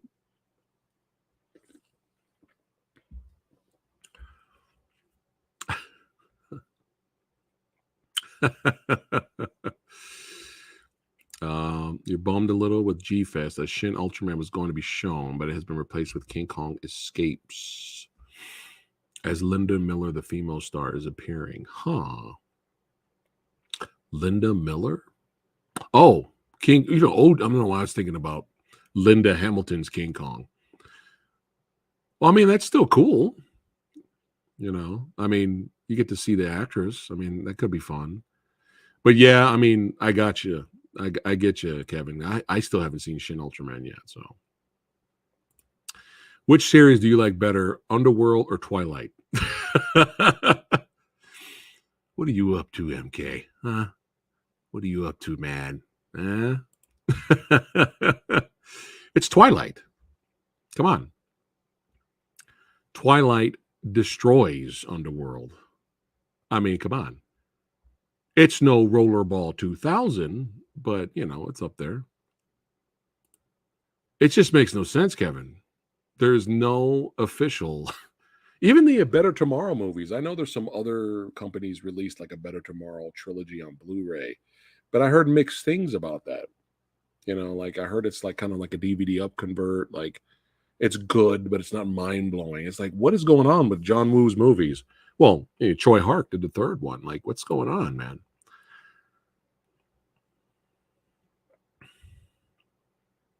Oh, you got all right. Nice. How cool. What's up, Brandon? I saw that. I saw the trailer for Bob Marley movie today. Yeah, hopefully it's good. It was like, they better have some shooting in it. Not because I'm an action junkie, but let's keep it real. Bob Marley and they went through some shit out there. So hopefully hopefully it's good. Biopics are always tricky because you want to entertain the audience, but at the same time, you still want to try to be as realistic as you can be of what happened. But some people don't care; they just enjoy the music and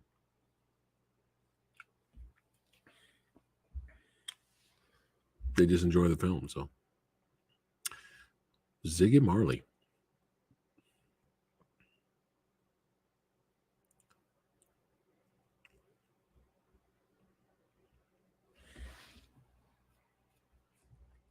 Checking on Gizmo. He's tuckered out. What do you guys think? I should feed Gizmo after midnight tonight? Think I should feed him after midnight? It's probably a good time to do it, right? Right? What could go wrong? He does need a bath, too. You think I should put some water on him?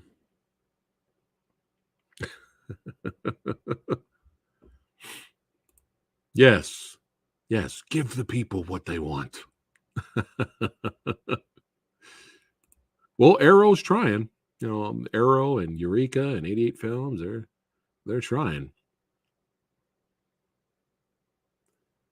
I mean, again, I always keep showing the same box set, but it's only one I got. But I never thought in a million years there'd be, a Blu-ray box set with all the End of Line of Duty films in it, or at least 1 through 4. Never seen that coming at all, so I had End of Line of Duty 4 on DVD, and that got lost. I don't even know what happened with that one. But don't put them in water. Let's see. I would love the JCVD Double Impact on Blu-ray. Yeah. Hey, Double Impact is great.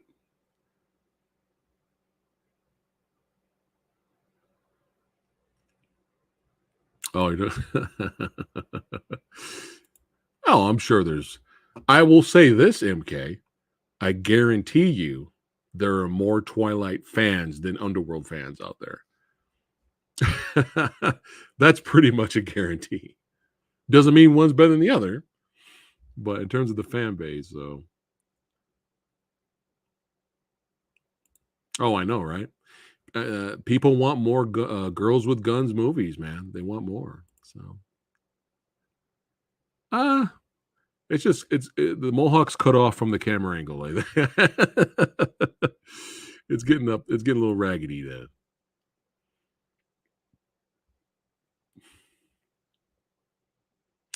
Brandon wants a Lady Dragon and Lady Dragon 2 Blu-ray. Look at that. I don't think I've seen those on Blu-ray. Those are movies I haven't seen in years, though. I would love to revisit those.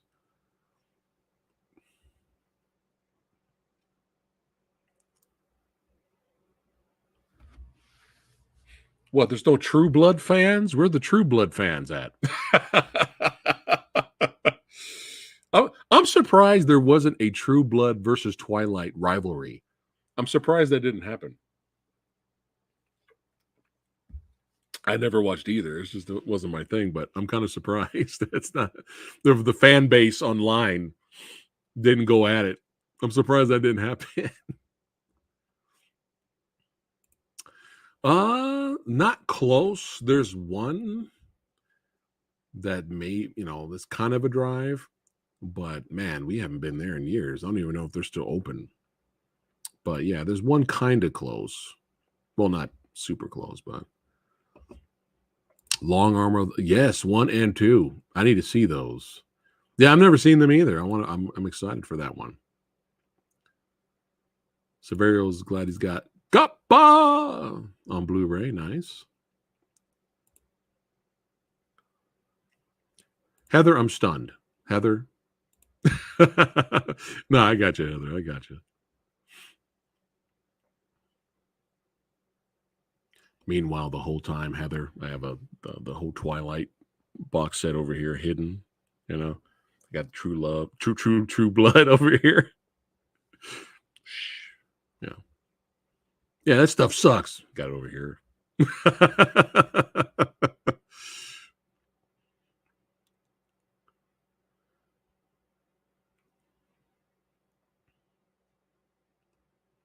That's true. Actually, they could do this. Yeah, because it isn't 50 Shades of Grey. I have not seen those films. But aren't they like Twilight fanfic?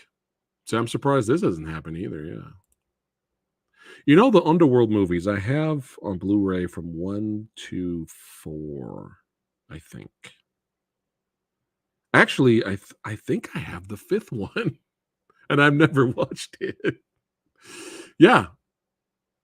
What was the last one? Blood Wars or something like that? I think I have the 5th one, but I just never got around to watching it. Perfect movie for the next off-the-shelf episode for the channel members and patrons. Yeah, so that's an exclusive series that I do sometimes. And I finally take a movie off the shelf and watch it for the first time and review it for you guys. I think I'm going to do that. I haven't seen the last Underworld movie, so we do. 4K. It needs the 4K treatment.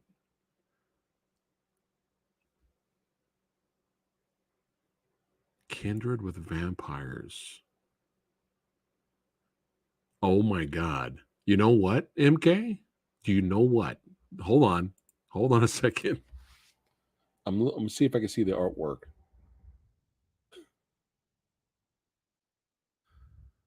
Is it? I'm gonna look up. Let me see. Oh my God. MK, I think I have this. I own this. I think. You know what? As a gag gift, I bought it for Lady Fat Blood. She's never watched it. Oh my God, I forgot I bought this. Because we were in the mood for like cheesy 90s low budget shows. And you guys remember Forever Night, which was kind of a cool concept. Forever Night was actually kind of fun. I never finished it, but I remember watching episodes here and there when it was on TV. It's cheesy, but the cheese is the charm. But it was cool cool concept. But I bought Forever Night for her on DVD because she remembered the show too, like I did. And I think just out of impulse, I came across Kindred of the Vampires, and I was like, "What is this? Oh God! Like, what is this?" So I think I bought it for her, but she hasn't watched it yet. Oh man! Oh, there's a box set steelbook for the movies. I did not know that. You're excited? Oh well, I wish you were there, my friend. You know, yeah, we're gonna have fun this year.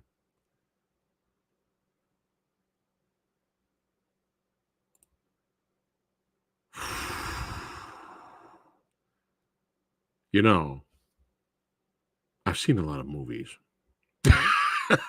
You're like, no, you. And we watched. No, we bought it. I was a blind buy. We bought the Riff Tracks version of Rollergator. So even with the Riff Track jokes while watching Rollergator, I don't know how we made it through that movie. I don't know how we made it through that movie. That's one of the worst movies. If I watch it now, I might laugh at it. But that was a rough.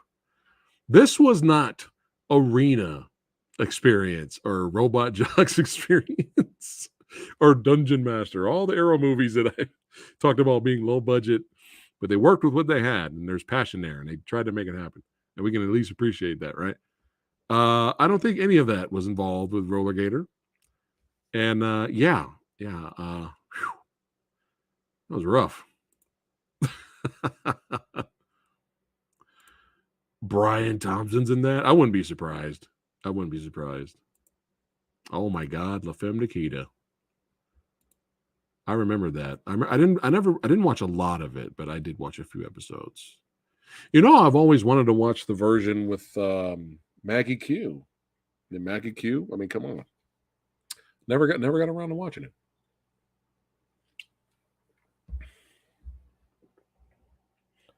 Little Gizmo over there chilling. Gizmo thinks he's running the joint. You're not the boss of me, okay? Oh, nice. Yes. Oh. Oh, now this series, Egg. This series, I found out about this. It's weird, me being an 80s kid. You think I would have came across it. But or at least reruns, right? But when this stuff started to came out on DVD, and I think there's Blu-rays of Kolchak, the series, and I think those little TV movies are on Blu-ray now. I never heard of the show. I know, right? And I was looking at the concept and what it is, and I was like, dude, this show sounds great. Like, I would love to watch these if I could. Yes. Well, don't forget, they also did, the classic Mystery Science Theater episode of Hobgoblins is legendary, but I know the Riff Track guys did do Hobgoblins 2. Oh, man. Now, I have not seen that one.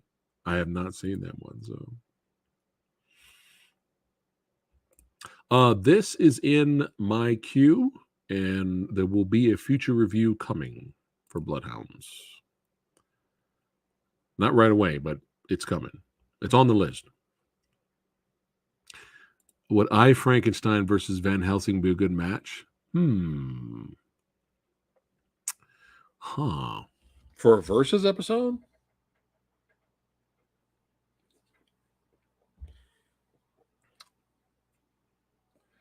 It might work. It might work. I think it'll be a landslide, or will it? I think everybody would vote for Van Helsing, but that would be fun to do. Just to hear what people think about both movies, whether they're fans or they're not. Oh, shit. Red Eclipse in the house. What's up, brother? Good to see you, man. Frighteners versus D. Oh, that's not bad. Tribal Chief. What's going on, man? Sexy Sumo does. Sexy Sumo. It's like one of his favorite movies, man.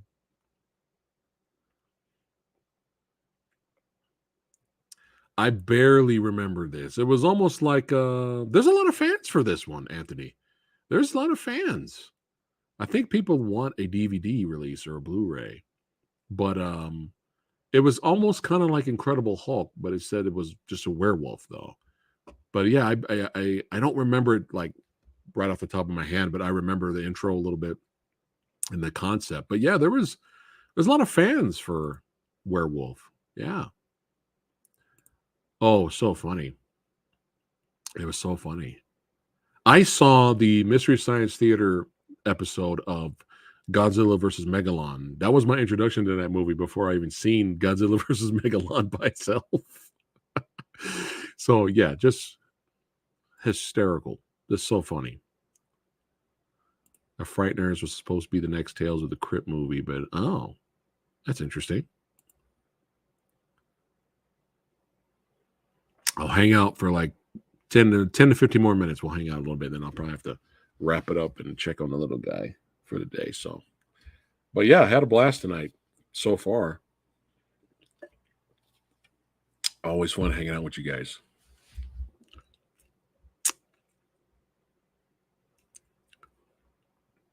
You know, a lot of these mystery I can speak in English.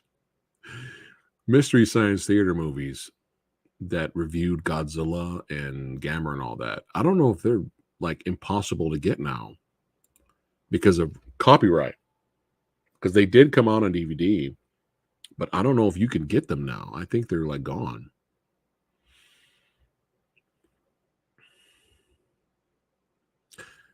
Oh my God, Johnny Quest. We went way back in time. It's on Tubi. Tubi's got a lot of old school shows on there. Yeah. They got Mask. That's right. Mask. Put some respect on Mask name. my mask. I'm not singing the song.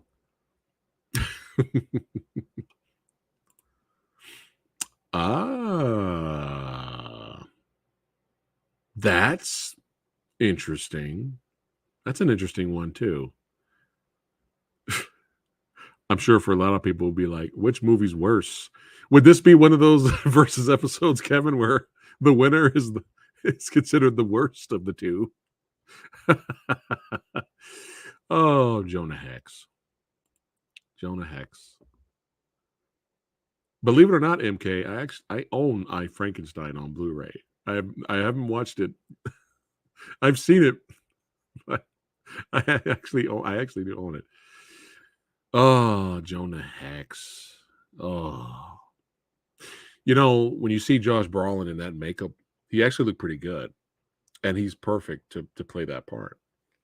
And that whole beginning where he's in the bar and that guy's fucking with him on the side, right? And he's like making fun of his face and all that. And then Jonah Hex just blows him away. And they're like, what happened to you? And he's like, cut myself shaving, right? After that, it was in the beginning. After that, I was like, dude, this is going to be a kick-ass fucking movie. Like, this is going to be great. He looks great as the character. He's a great actor. That was an awesome scene at the beginning. This is going to be great. And then the rest of the movie happened.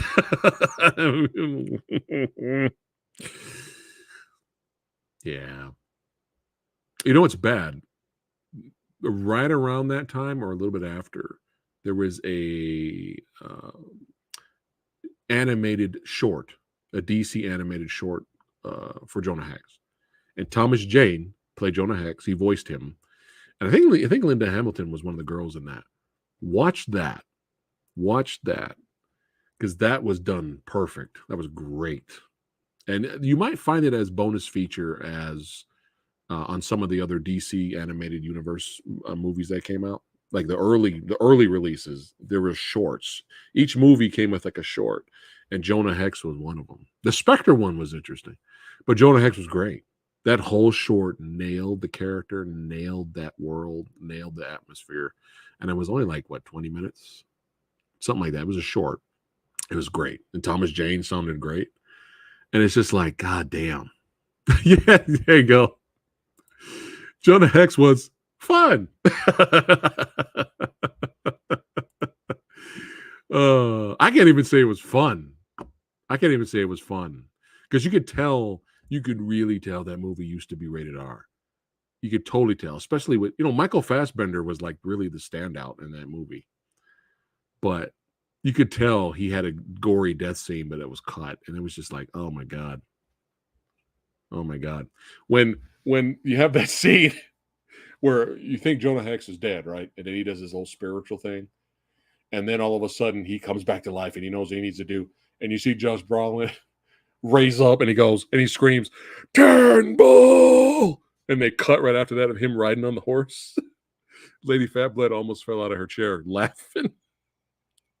She was like, what was that? I was like, I don't know. I don't know this movie. What the fuck? What pissed me off more about that movie, especially with the really cool opening, Mastodon, motherfucking Mastodon, the metal band that I enjoy, they did a lot of the songs for that for the movie. Like, come on, dude. You got a great look, great lead. Let's make it badass, dark. Let's go. We got Mastodon doing the music. I didn't even really give a shit that much that Megan Fox was in. I didn't care as long as the rest of the movie was good. But oh, Heather liked it. Were we all wrong when it came out? Did we oversee a classic? If Samurai Guy revisits Jonah Hex, will I love the movie? Will I be like, oh man, I what was I thinking back then? I missed out.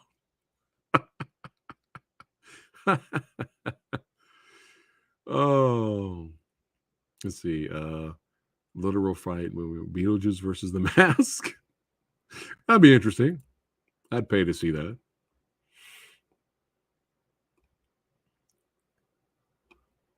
I heard about that. Yeah, that's pretty awesome. Hey, 24-hour Godzilla channel. Let's go. Yeah. Yes. I got another one for you, Rotten Jack. It wasn't a bad movie. I want to revisit it. But it wasn't a bad movie, but it was it's a surprisingly all-star cast, but they weren't huge stars yet. But I'm going to find out which one it is because I'm going to botch the name here.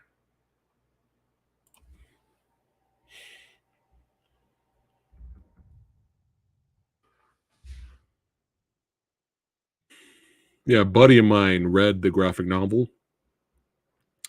and he watched the movie and he hated it. He hated it. He was like, oh, why did they do that? I thought it was a solid action little heist type movie. But The Losers. Yeah. The Losers. Have you guys seen The Losers? It's not a bad movie.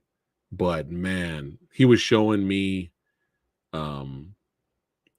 pages from the graphic novel, and it's straight up rated R. It is bloody, it is violent, and I'm like, oh, that sucks because it was a lot of gunplay, but it feels very safe. Like I don't even remember any blood being in The Losers. But yeah, look at these people who are in here: Idris Elba, Zoe Saldana, Jeffrey Dean Morgan, Chris Evans.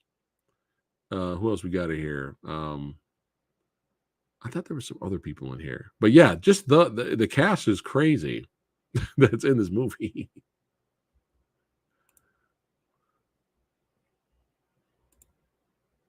Yeah, but I need to revisit that.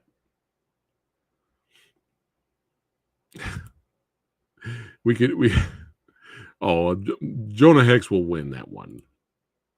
If it was for which one's worse, so. Yeah. You guys remember The Losers? You're probably like, what the hell is that? Yeah, it's based off a graphic novel, so. I think I've seen that one. I wanted to see, there's a sequel, Heather. I didn't even know that. There's actually a sequel. Yeah, like it wasn't terrible, and the cast tries, but it felt so clean and safe. Like I don't really remember. Oh, look at that. Look at that. We have a fan. Yeah, look at that. I do want to revisit it though, but it needed to be rated R. Jonah Hex versus Venom. Jonah Hex is worse in my opinion still. Still, in my opinion. No, I still have not seen Rise of the Beast, Tribal Chief. Me and Lady Fat Blood have been having a blast enjoying low budget films from the 80s. That's what we've been watching for a while. Oh, God. Oh, man. I think we have a contender. I mean, most likely Jonah Hex will win. If it's best movie, Jonah Hex will win. But let's see. The Losers and Red came out. I remember I've only seen Red once, and I remember it being entertaining, but I never seen the sequel though. You guys seen the sequel to Red? Was that any good? I know Carl Urban was in that, but I never got a chance to see it one. But yeah, I remember being okay with Red. I mean, John Malkovich being all insane was hilarious.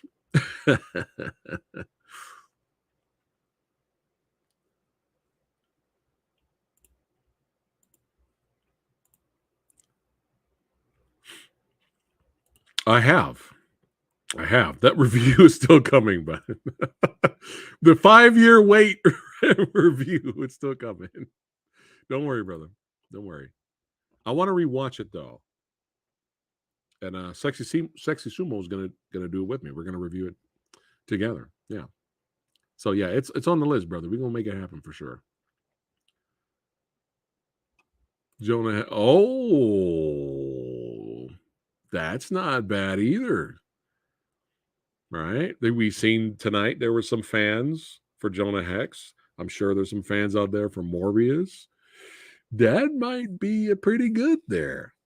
Yeah, that might be pretty good. Jonah Hex versus Steel.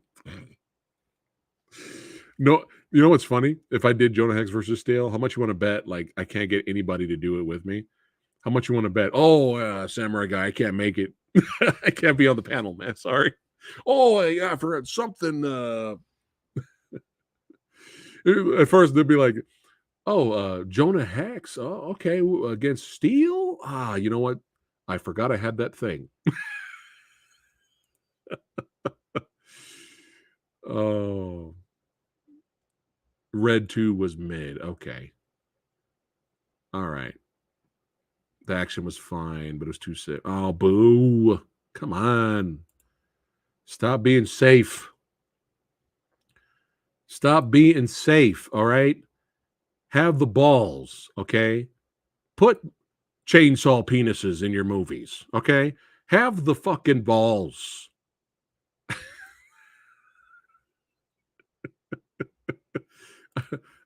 A small budget film from the 80s has more balls than movies now. It's Morbid time. Yes. We can't do Hitman because we did Hitman already with Max Payne. Yes. Red is supposed to be the Expendables with older people. Let's see. He's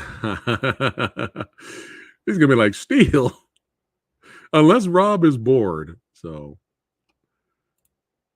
Oh, I know. Rob, you never know. If Rob's bored and for hilarious purposes, he might join. All right, we got some more love for the Losers. There you go. I don't remember it being bad.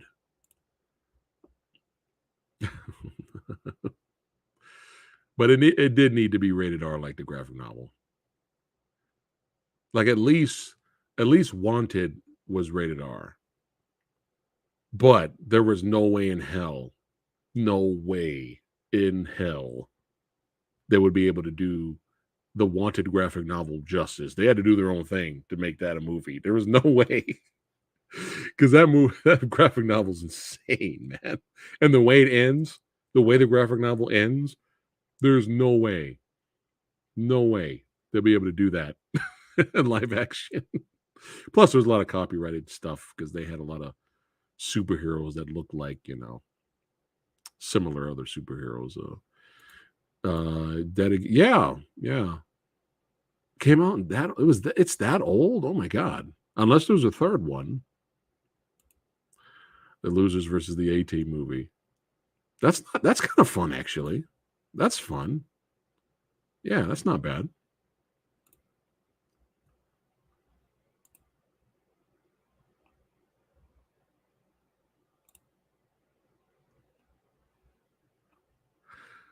I think Max Payne and Hitman were R. I think so.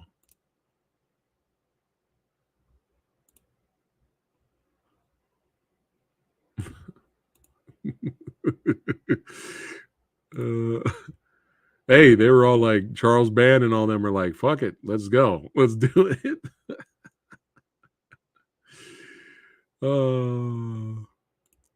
Oh, that Iron Eagle versus Top Gun episode was great.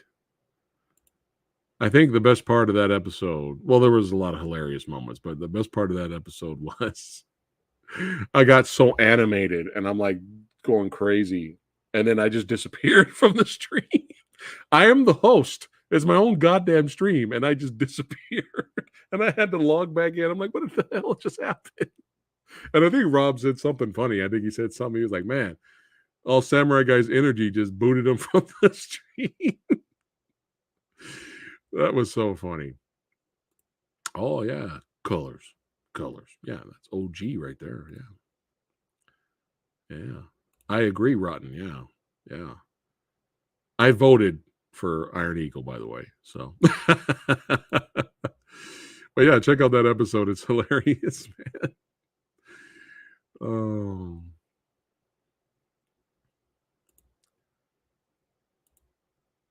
We need like a Max Payne remastered like set.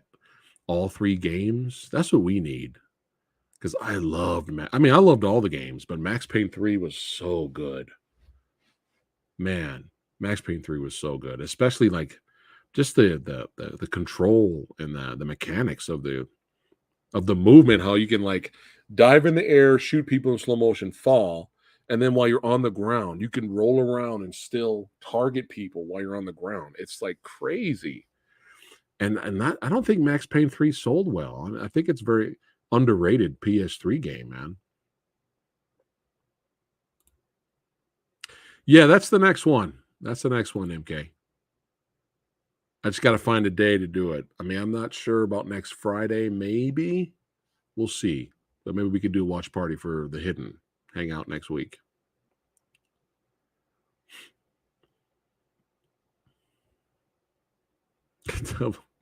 Double Dragon versus Street Fighter. I need to revisit this. It's been so long. I remember watching it, but I don't remember if I liked it or not. But I need to revisit it though. I don't really remember a lot of people saying that movie was bad. I think a lot of people liked Fear, right?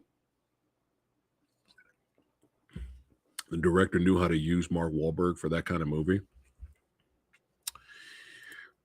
Oh, it is. Oh, come on. See, look at that. They just left 3 out. They're like, fuck 3. 3 is underrated, damn it. Well, as long as the new generation can play the older games. No fireworks. No fireworks for Samurai Guy. I saw a little bit of it. I went outside the house and saw a few.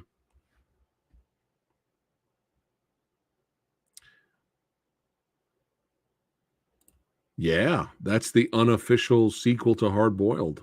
Yeah. Reign of Fire versus Dragonheart. Interesting. I have not seen that one. Is that the one where he was like a serial killer? I have not seen that one. Oh, Rotten Jack says Fear is great. Okay.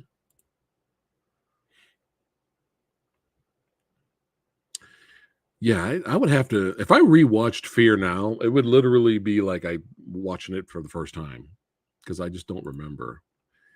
Oh, Max Payne 2. I think Max Payne 2 is everyone's favorite, I think. Max Payne 2 is really good. Really good. I think I had it for Xbox.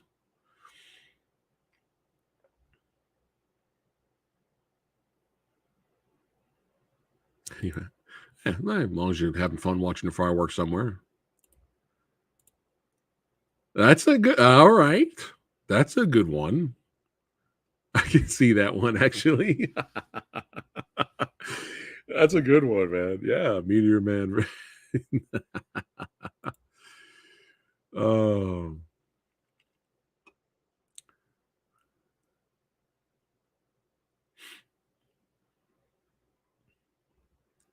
which one are you talking about? Red? Which one?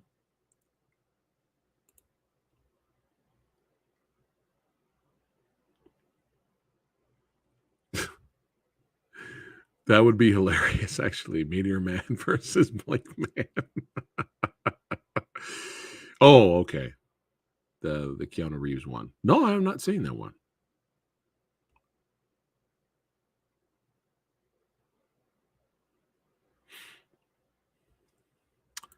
Who would be a good replacement for Arnold for a Terminator? Vin Diesel. None of them. None of them. No one. There is no replacement. It would be nice to see a new face.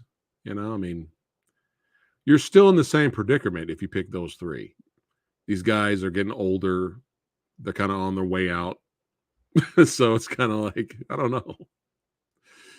I don't know. But, you know, I think we need to concentrate first on let's make a good Terminator movie everyone will like. Oh man. Yeah, I saw that. Was it Transmutators or something like that? I saw that. I think I put it in the queue. Yeah.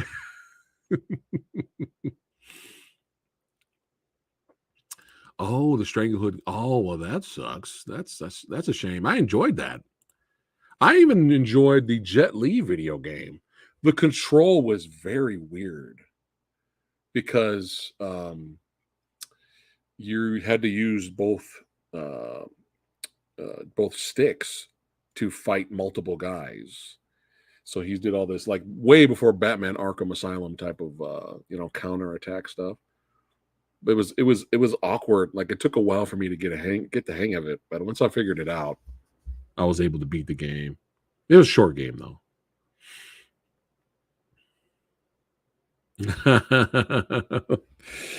watch. The Thing prequel will win. No, knowing Joel's luck, the Thing prequel will win. Watch. Vin Diesel is Terminator. Family. Oh shit! It's the sexy Sumo. What's up, brother? We were talking about you the whole stream, man. Movie Dojo Army was talking shit, bro. They were saying Xbox sucks, PlayStation for life. You know what I'm saying? You weren't here to defend it, man. Joshua Tree versus Nowhere to Run. That's interesting. It's an interesting one.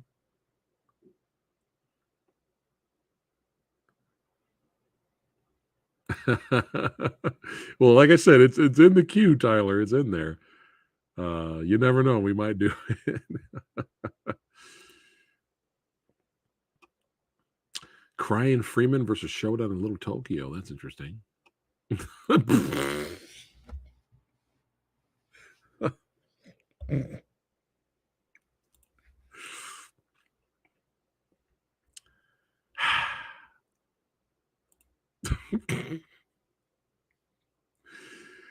Now, we were mostly talking about chainsaw penises. That's what we were talking about mostly.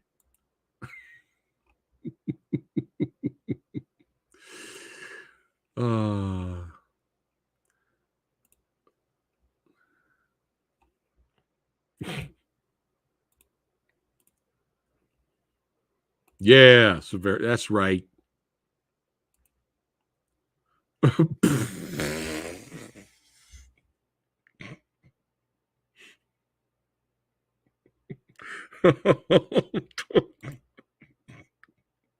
Castaway versus Swiss Army Man.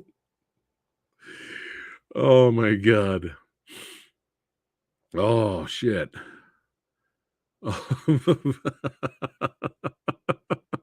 Just that thumbnail alone. Just think about it. Just think about the thumbnail. Castaway versus Swiss Army Man.